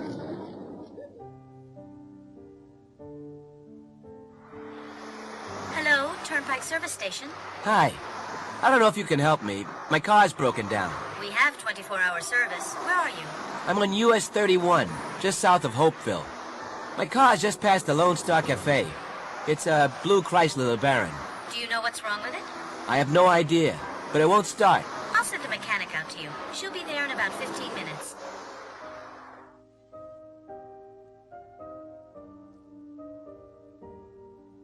Reservations. GIauI, Atlanta. Hi, this is Zoot Lambert, the manager of Titanium. You know, the band. I want... Please hold, Mr. Lambert. I'm putting you through to the reservations manager. But... Mr. Lambert, this is Lauren Perry, the hotel manager. Oh, yeah? Well, I need 5 rooms for Friday night. That's the 15th. I want the best rooms in the hotel. Sorry, I'm afraid I cannot accept your reservation. Now, look, we always stay at the GIauI. I know that, sir. Last time you were here, we had a number of complaints from other guests. You mean they don't like long-haired rock musicians? That's not the problem, sir. The band used bad language in the coffee shop and threw 2 TV sets into the pool. Yeah. Well, they'll be more careful this time. I'm afraid that's not all, sir. You haven't paid the account for the last time yet. I'll put a check in the mail. Please do. So, what about our reservation for Friday? I'll answer that very simply, sir. No way!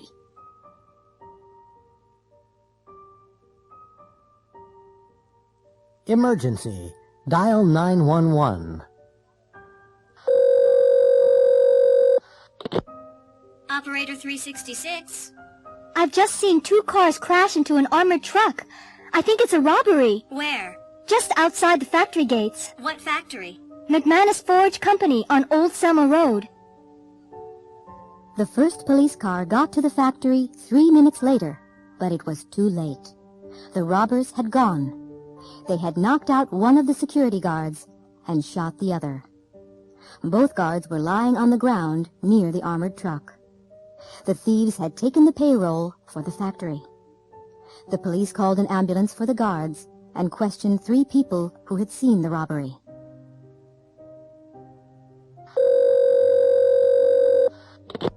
Operator 217. I want to report a fire. Where is it? The Pexico service station on Hudson Street. Come quickly. Yes, a fire engine will be there in a few minutes. The fire engine got to the service station just in time. The convenience store in the station was burning. Fortunately, the fire hadn't reached the gas pumps and hadn't spread to the neighboring buildings. The firefighters were able to put it out quickly. The fire had started in the office. Someone had thrown a lit cigarette into a waste paper basket.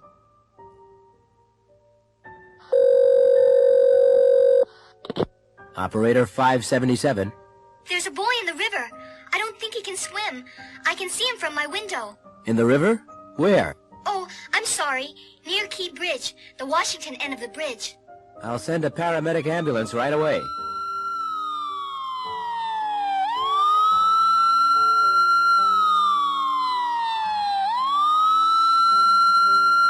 When the paramedic ambulance got there, the boy was lying on the ground. A police officer had seen the boy in the river and had dived in and rescued him. The boy was all right. The police officer had given him artificial respiration. The ambulance took the boy and the police officer to the hospital.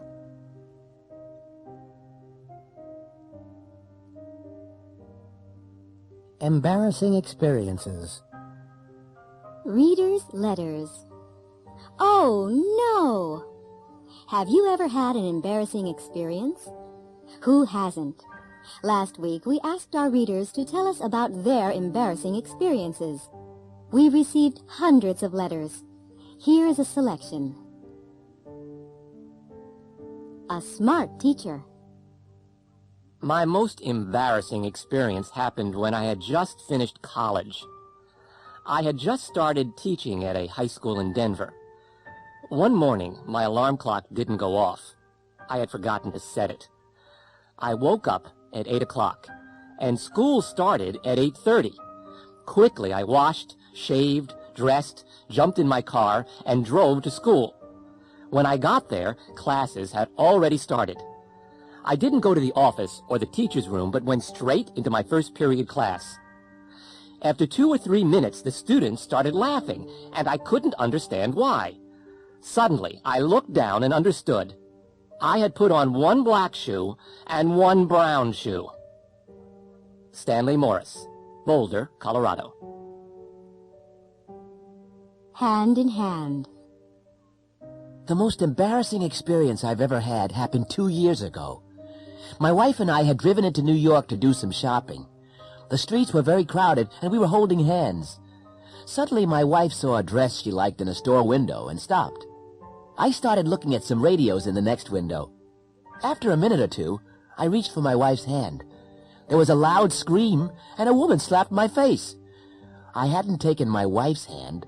I had taken the hand of a complete stranger. Gary Hall, Paramus, New Jersey. A parking problem. My husband and I had decided to buy a new house, and I'd made an appointment to see our bank manager. I'd never met him before, and I was a little nervous. I drove into town, and I was lucky enough to find a parking space outside the bank.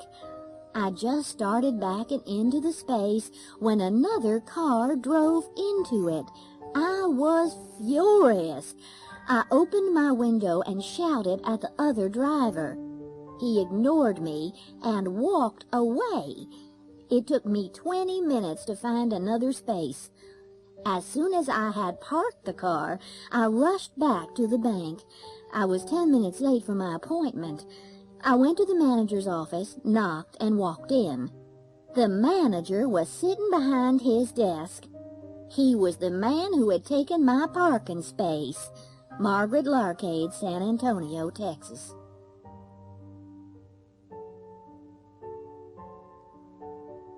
A ghost story.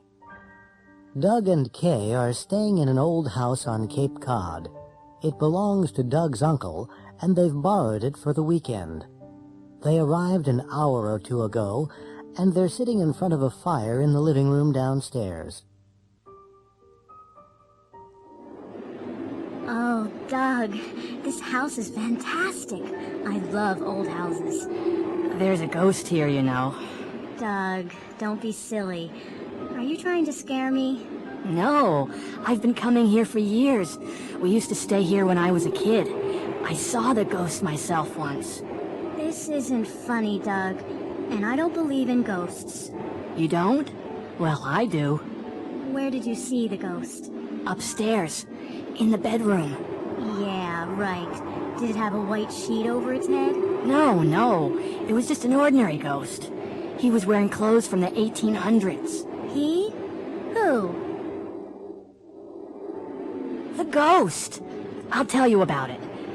I'd been out walking all day, and I was really tired, so I went to bed early. Had you been reading a book about ghosts? No. Well, go on. What happened? I'd been in bed for 2 or 3 hours. How did you know that it was a few hours? There's an old grandfather clock in the bedroom. You'll see it when we go upstairs. Anyway, the ghost was standing beside it. What did you do? Nothing. What did he say? Nothing. He just stared at me. How did he get into the room? Hadn't you locked the door? Yes, I had. And the window, too. It was a cold, foggy night like tonight. Was there a fireplace? Yes, but it was too small for a man to get down. Anyway, there'd been a fire. What did you do? I sat up and stared back at him. I was too shocked to move. Well, what happened? I don't know how long we've been staring at each other, when suddenly I shouted, and he disappeared. I don't believe it. I didn't believe it myself at the time, but when I told some people who live around here, they believed me. Some of them had seen the ghost themselves. They could even describe him. If you ask them, they'll tell you. Doug, put some more wood on the fire. I'm going to sleep right here tonight.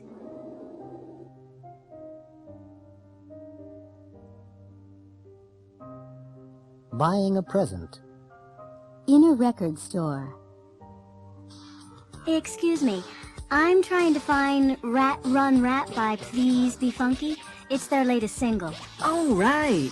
It's number 9 this week. CD or cassette? CD. It's right here. Thanks. And do you have the new album by Titanium yet? Heavy Metal Murder? Oh, sure, we have that. It's great. You'll love it. Oh, it's not for me. It's for my grandmother. It's a birthday present. In a jewelry store. I'm trying to find a Christmas present for my wife. Okay, what kind of thing are you looking for? I'm not sure, really. Maybe you can help me. How about a bracelet? No, I bought her a bracelet for our anniversary. Maybe a ring, then. These rings are made of 22-karat gold. What kind of stone is that? A diamond, and it's less than $5,000. Oh, well, maybe you could show me some earrings then. In a toy store. Do you need any assistance, ma'am? Thank you. Yes, I'm looking for a toy for my nephew. Okay. How old is he? He'll be 9 on Saturday. What about a skateboard? No, I don't want him to hurt himself. How about a drum set? I don't think so. His father will be upset if I buy him one of those. Do you have anything educational? You see, he's a very intelligent boy. I have the perfect thing. A do-it-yourself computer kit.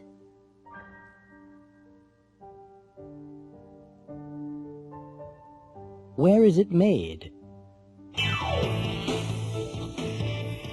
Good evening. I'm Jesse Carson. Welcome to Double Your Cash. Our first contestant tonight is Dawn Sikorsky from Lincoln, Nebraska. How are you doing, Dawn? I'm doing fine, Jesse. What do you do, Dawn? I'm a librarian. And were you born in Lincoln? No, I wasn't. I was born in Omaha. Okay.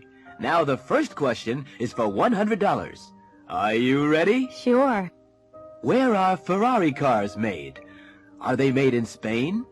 Are they made in France? Or are they made in Italy? That's easy. Italy. Correct. That's great, Dawn. Okay, Dawn. You can take the $100 right now, or you can have another question and double your cash. I'll take another question. Okay. This is for $200. When was Martin Luther King Jr. murdered? Was it in 1963, 1965, or 1968? He was murdered in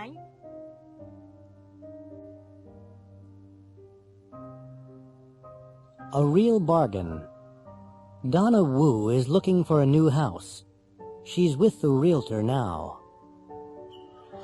Well, Ms. Wu, this is the house that I told you about. 341 Sun Lake Drive. The owners are away, but I have the keys. When was it built? It was built in 1936. Who built it? I have no idea. Is it important? No, I guess not. Is that a new roof? It looks new. It's pretty new. It was put on 2 years ago.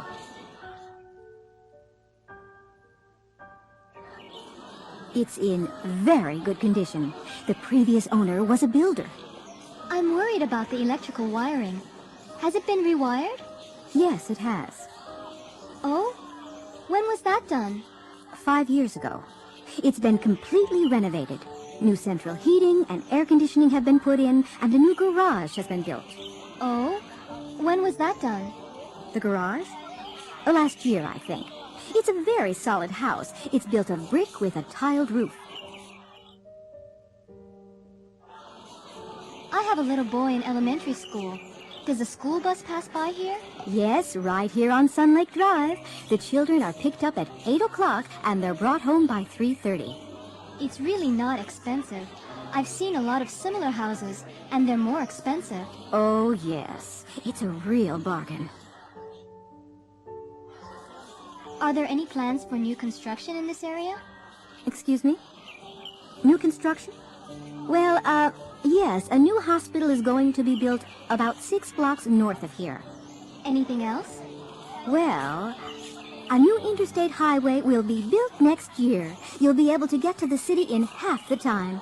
Where exactly will the interstate be built? It'll be built just down the street.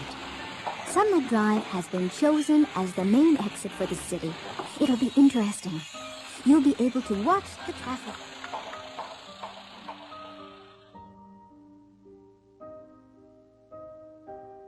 The 6 o'clock report. Good evening. This is Rose Ann Silvernail with the 6 o'clock report from WBTV Baltimore. Our top story tonight. Alan Wolf, the great plane robber, has been caught in Costa Rica. He was arrested in a San Jose nightclub. He is being questioned at local police headquarters, and he will probably be sent back here to Baltimore. In 1992, Wolf was sentenced to 40 years in prison for his part in the great plane robbery at Baltimore-Washington International Airport. He escaped from the Maryland State Penitentiary in April. Since then, he has been seen in 10 different countries. Another tragedy in the music world. Jerry Henderson, the lead guitarist of the rock group The Rats, is dead. He was found unconscious in his room at the Baltimore Glory Inn early this morning. Henderson was rushed to the Johns Hopkins University Hospital, but doctors were unable to save his life. A number of bottles which had been found in his room were taken away by the police. The painting Iris Morning by Penoir was stolen last night from the Baltimore Museum of Art. The painting, which is worth over $5 million, had been given to the museum in 1993. It hasn't been found yet, and all area airports, highways, and train stations are being watched. All vans and trucks are being searched.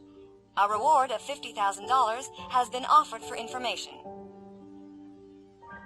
And finally, Jumbo, the elephant that escaped from the Baltimore Zoo this afternoon, has been caught. Jumbo was chased across Druid Hills Park and was finally captured at a hot dog stand near the park's main gate. Jumbo had not been fed and was trying to take bread rolls from the stand. A tranquilizer gun was used, and Jumbo was loaded onto a truck and was taken back to the zoo. At the zoo, he was examined by the zoo veterinarian. Fortunately, no damage had been done, and Jumbo will be returned to the elephant house tomorrow.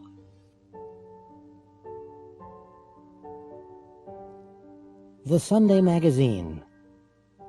Last night I went to see the new musical at the Lewis and Clark Memorial Theater.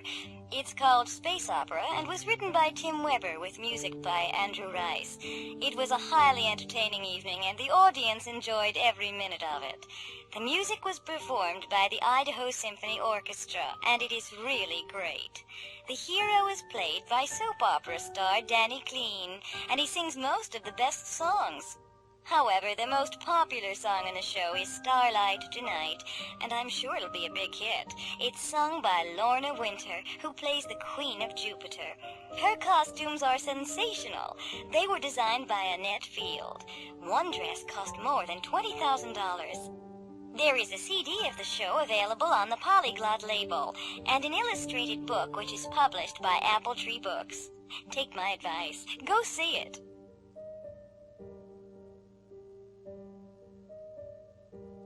Elvis Presley, Story of a Superstar. When Elvis Presley died on August 16, 1977, radio and television programs all over the world were interrupted to give the news of his death. President Carter said, "Elvis Presley changed the face of American popular culture. He was unique and irreplaceable." 80,000 people attended his funeral, and Elvis Presley movies were shown on television, and his records were played on the radio all day. In the year after his death, 100 million Presley albums were sold. Elvis Presley was born on January 8, 1935, in Tupelo, Mississippi.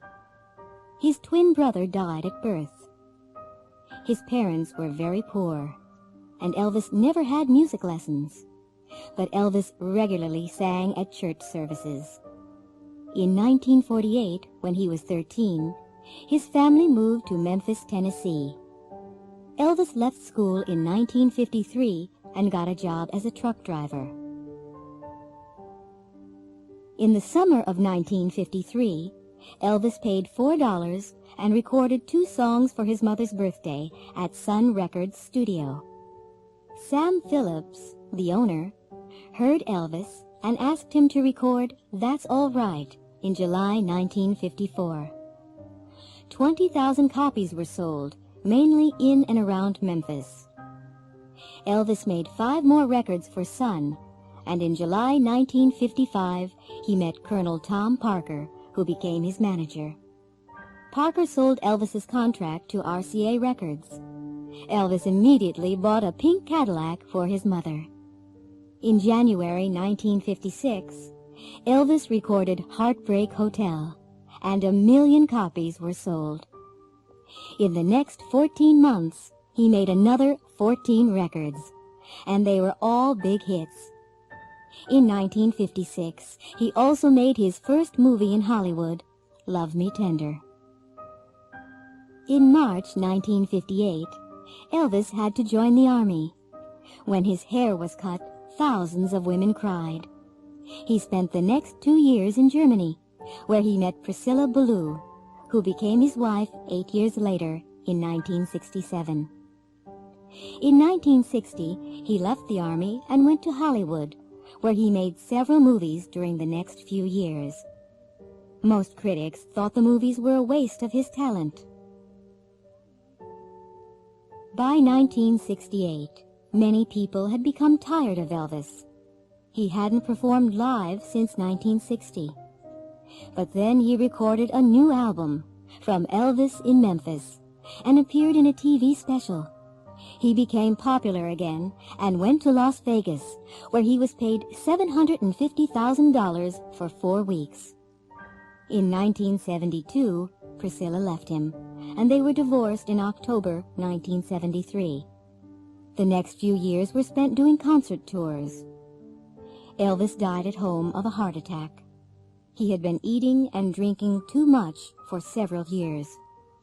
He left all his money to his only daughter, Lisa Marie Presley. Since his death, Elvis has sold more records than during his lifetime. He has become a legendary figure, and every year there are rumors that he is still alive. In 1993, Elvis was the first rock musician to be featured on a U.S. postage stamp. People were asked to vote. Did they want a picture of the young 1956 Elvis or of the Elvis of the Las Vegas shows? You can see how they voted. Classifieds. Andy. I have $6,000. I'm going to look at the car. If I like it, I'll buy it. Barbara. That's a nice car, but I don't have enough money. If I had enough money, I'd buy it. Chris. I've worked for an oil company for 10 years. I have a BS in engineering. I have the qualifications. I'm going to apply for the job. If they offer me the job, I'll definitely take it. Dave. I like that job, but I can't apply for it. I don't have the qualifications. If I had the qualifications, I'd apply for it. Floyd. I'm a mechanic, and I know a lot about cars. I have a current driver's license and enough money. If they ask me, I'll go with them. Tom. I have $4,000 and a current driver's license, but I know very little about cars. If I knew something about cars, I'd go with them. Jessica. I am a native speaker of English. I can read and write Spanish. I'll apply for the job. If I get it, I'll have to move to New Jersey. Helen. I am a native speaker of English, but I can't read or write Spanish. If I could read and write Spanish, I would apply for the job. Darlene. I'm 19 and I'm interested in the job. I'll get more information if I call. If the salary's good, I'll apply. Jack. I'm interested in the job, but I'm too young. I'm only 17. If I were older, I'd apply.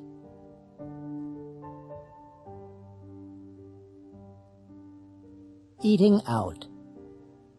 Are you hungry? Yeah, I didn't have much for breakfast. Do you feel like a hamburger?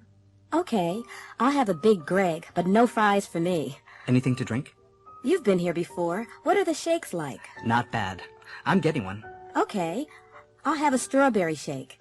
Anything else? No, that's all. Next.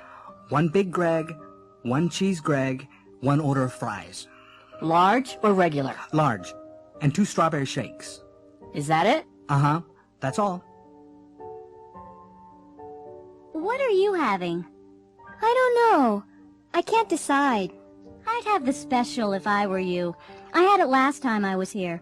It was great. No, it's got ham on it. I don't like ham. I'll just have the plain pizza. A regular or a large? A large, I think. Are you very hungry? No, not very. Then I wouldn't have a large one if I were you. They're enormous. What about an appetizer? Okay, let's have another look at the menu. Hi, I'm Adam, and I'm your waiter today. Are you ready to order yet? Yes, please. We'd like a plain pizza and a Pizza Palace special. Would you like regular or large pizzas? Both regular, please. Anything to start? Yes, a soup and a house salad, please. Sure. It'll take just a couple of minutes. What time is it, Roy? 20 after 1. We don't have much time. Where do you want to eat? Pizza Palace? McGregor's? A pizza would be okay if we had more time, but we don't.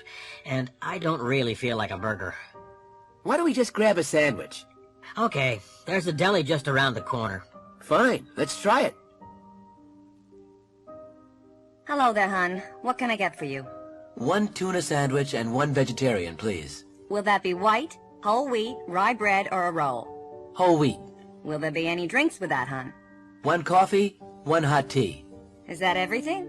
Yeah, that's it.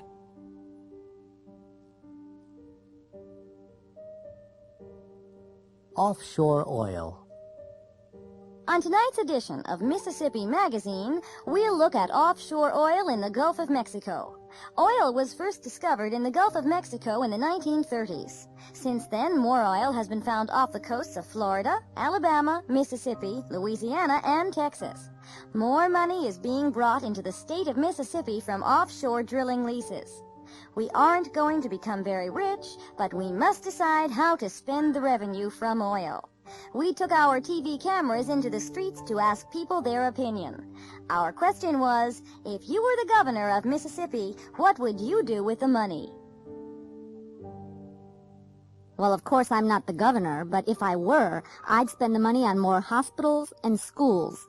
We need more doctors, nurses, and teachers. We don't have enough good teachers. If salaries were higher, we could keep better teachers.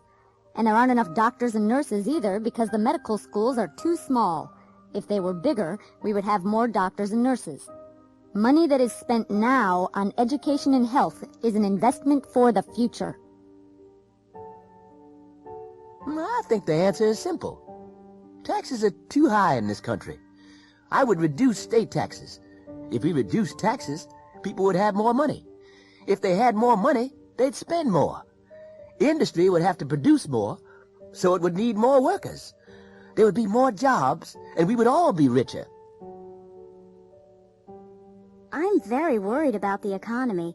There aren't enough jobs for everyone, and people with jobs aren't making enough money. If I were governor, I'd help low-income families pay their heating and electric bills. I'd encourage farmers to produce more food more cheaply. I'd bring more industry into the state. If we did that, everybody would benefit, wouldn't they? There's one thing that makes me happy. I'm glad the money stays in Mississippi. The federal government would spend it on more tanks and bombs. There's too much crime and violence nowadays. There aren't enough police officers on the streets. I'd give cities money to increase the size of their police forces, and I'd raise their salaries. If we had more police officers, we'd all feel safer. And I'd increase the benefits for senior citizens. I've worked hard all my life, and I should have a reasonable standard of living.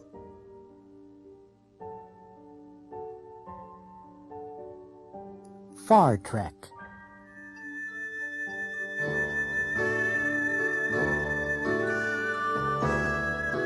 These are the voyages of the Starship Interface.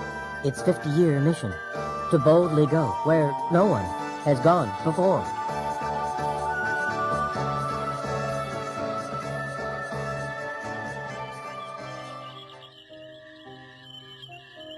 Nothing's happened for years. I'm bored.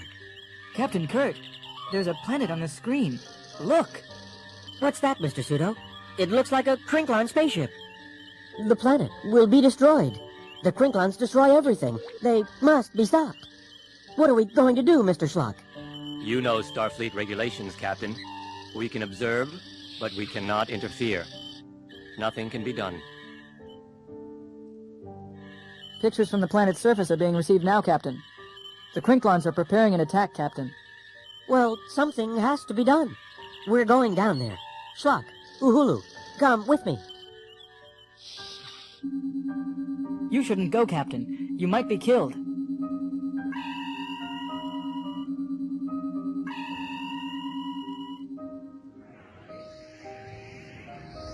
But where are the people?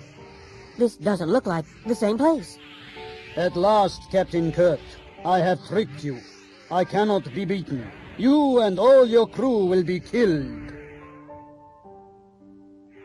I will fight you, but let my crew go. Where did the Crinklon go? What happened? Nothing happened, Captain. You were bored. You needed to be entertained. We turned on the artificial reality machine. It was all a dream.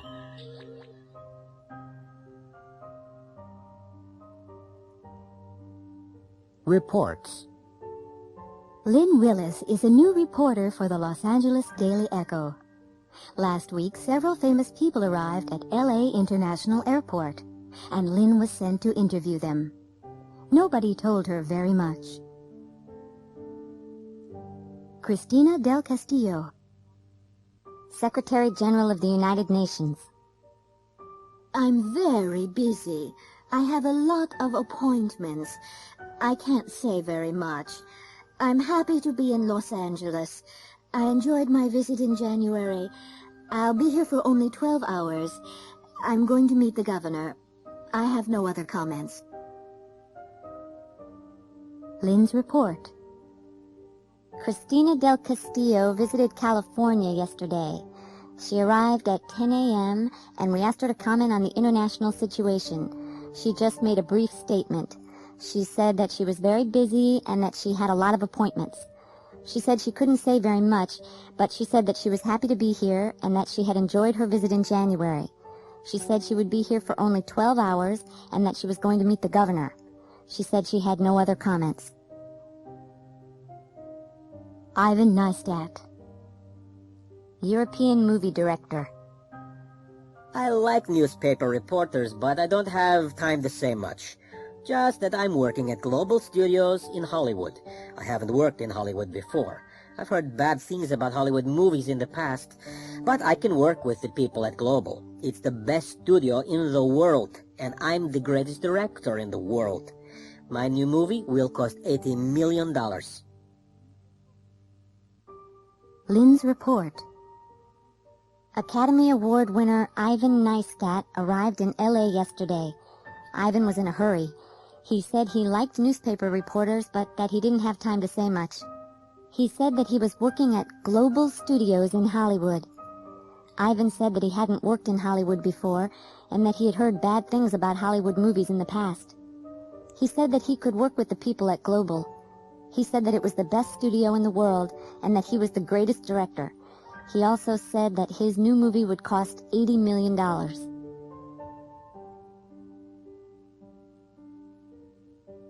Oral exams. Hey, Martha, have you finished the exam? Yes, I have. Whew. Was it hard? Well, yes, it was pretty hard. Did you pass? I don't know. Miss Nadler didn't tell me. What questions did she ask? First, she asked me what my name was. That was pretty easy, wasn't it? Yes, except I couldn't remember.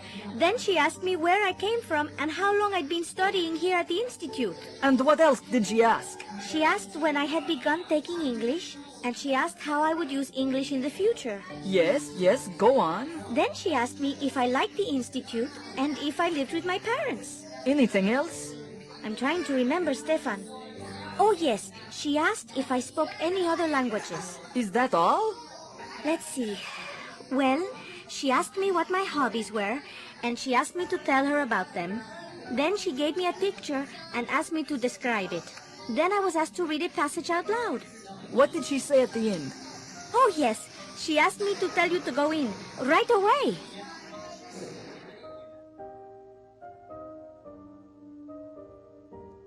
But you said...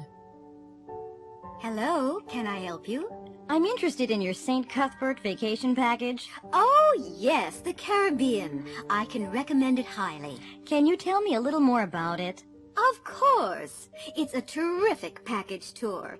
You'll travel on a regularly scheduled flight. You'll be met at the airport and taken to your hotel.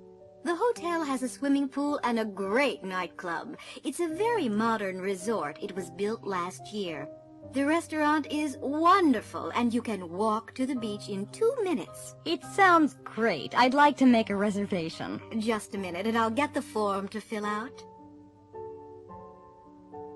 Marion made the reservation and paid a deposit. 2 months later, she was in St. Cuthbert. But she was disappointed. When she got home to Chicago, she went to see the travel agent. Hello, Hello again. Did you have a good trip? No, I certainly did not have a good trip. Oh, I'm sorry to hear that. What was wrong? Well, when I got to St. Cuthbert, I had to spend 4 hours at the airport. You said we would be met, but we weren't. You also said we would be taken to the hotel. We weren't, and the taxi cost $50. I see. You had a very bad start. But the hotel was nice, wasn't it? No, it was not. You said it was modern. You were so right. They hadn't finished building it. We couldn't sleep because the construction workers were working all night on our balcony. You said it had a swimming pool, and it did, but it was empty. And the restaurant...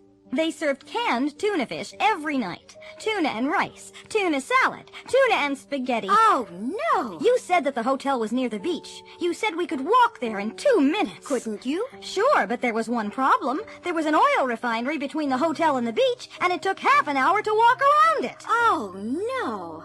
I'm really sorry. We didn't know. We really can't give you a refund. But we can give you a 10% discount on your next vacation. Next vacation? I'm spending my next vacation right here in Chicago.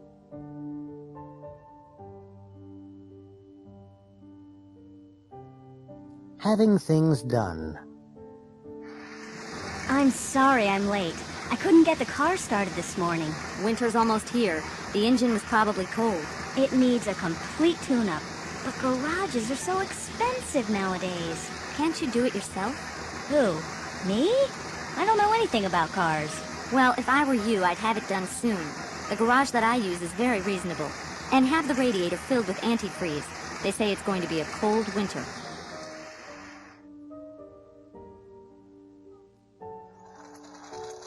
Hi. Do you do alterations? Yes, we do. What do you want done? I'd like to have this skirt lengthened. It's too short for me. Fine. It'll take about 2 weeks. And at the same time, I want to have this dress shortened. It's a little too long. Okay. Would you mind putting on the skirt first? You can change in there. Hello, can I make an appointment to see the optometrist? Sure. Would next Friday be okay? At 3 o'clock? Do you have an earlier appointment? No, I'm sorry. That's the earliest. Well, that'll be okay then. I want to have my eyes tested. I think I need new glasses. Bye. Bye. Oh, be careful. That isn't the door. It's a window. What? Oh, yes, it is a window. Do you see my problem? Supermarket shock. Picture 1. Michelle went to the supermarket last Saturday. While she was shopping, she met her neighbor David. David was with his 3-year-old son Joshua. Picture 2. While they were talking, Joshua got bored. He began playing with some jars of coffee. He took a jar from the shelf. It was very heavy. He put the jar into Michelle's shopping bag. She didn't notice. Picture 3. As Michelle was leaving the supermarket, a store detective stopped her. She took the jar of coffee from Michelle's bag. Picture 4. The manager was very angry. There had been a lot of trouble with shoplifters recently. I'm sorry, but I have to call the police. Oh, no. It's all a terrible mistake. Now I remember. I was talking to my neighbor. His name's David Samuels. Anyway, his little boy Joshua was with him. You see, Josh was playing with some jars of coffee. He was bored, I guess. David asked him what he was doing. I remember. Then I left them and I did the rest of my shopping.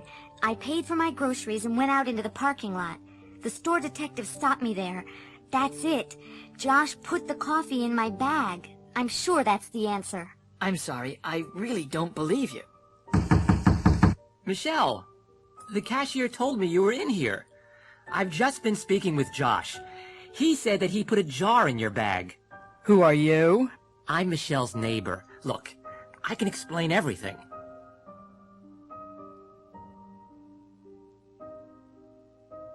The appointment.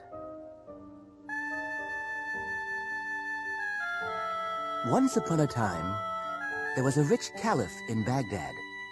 He was very famous because he was wise and kind. One morning, he sent his servant Abdul to the market to buy some fruit.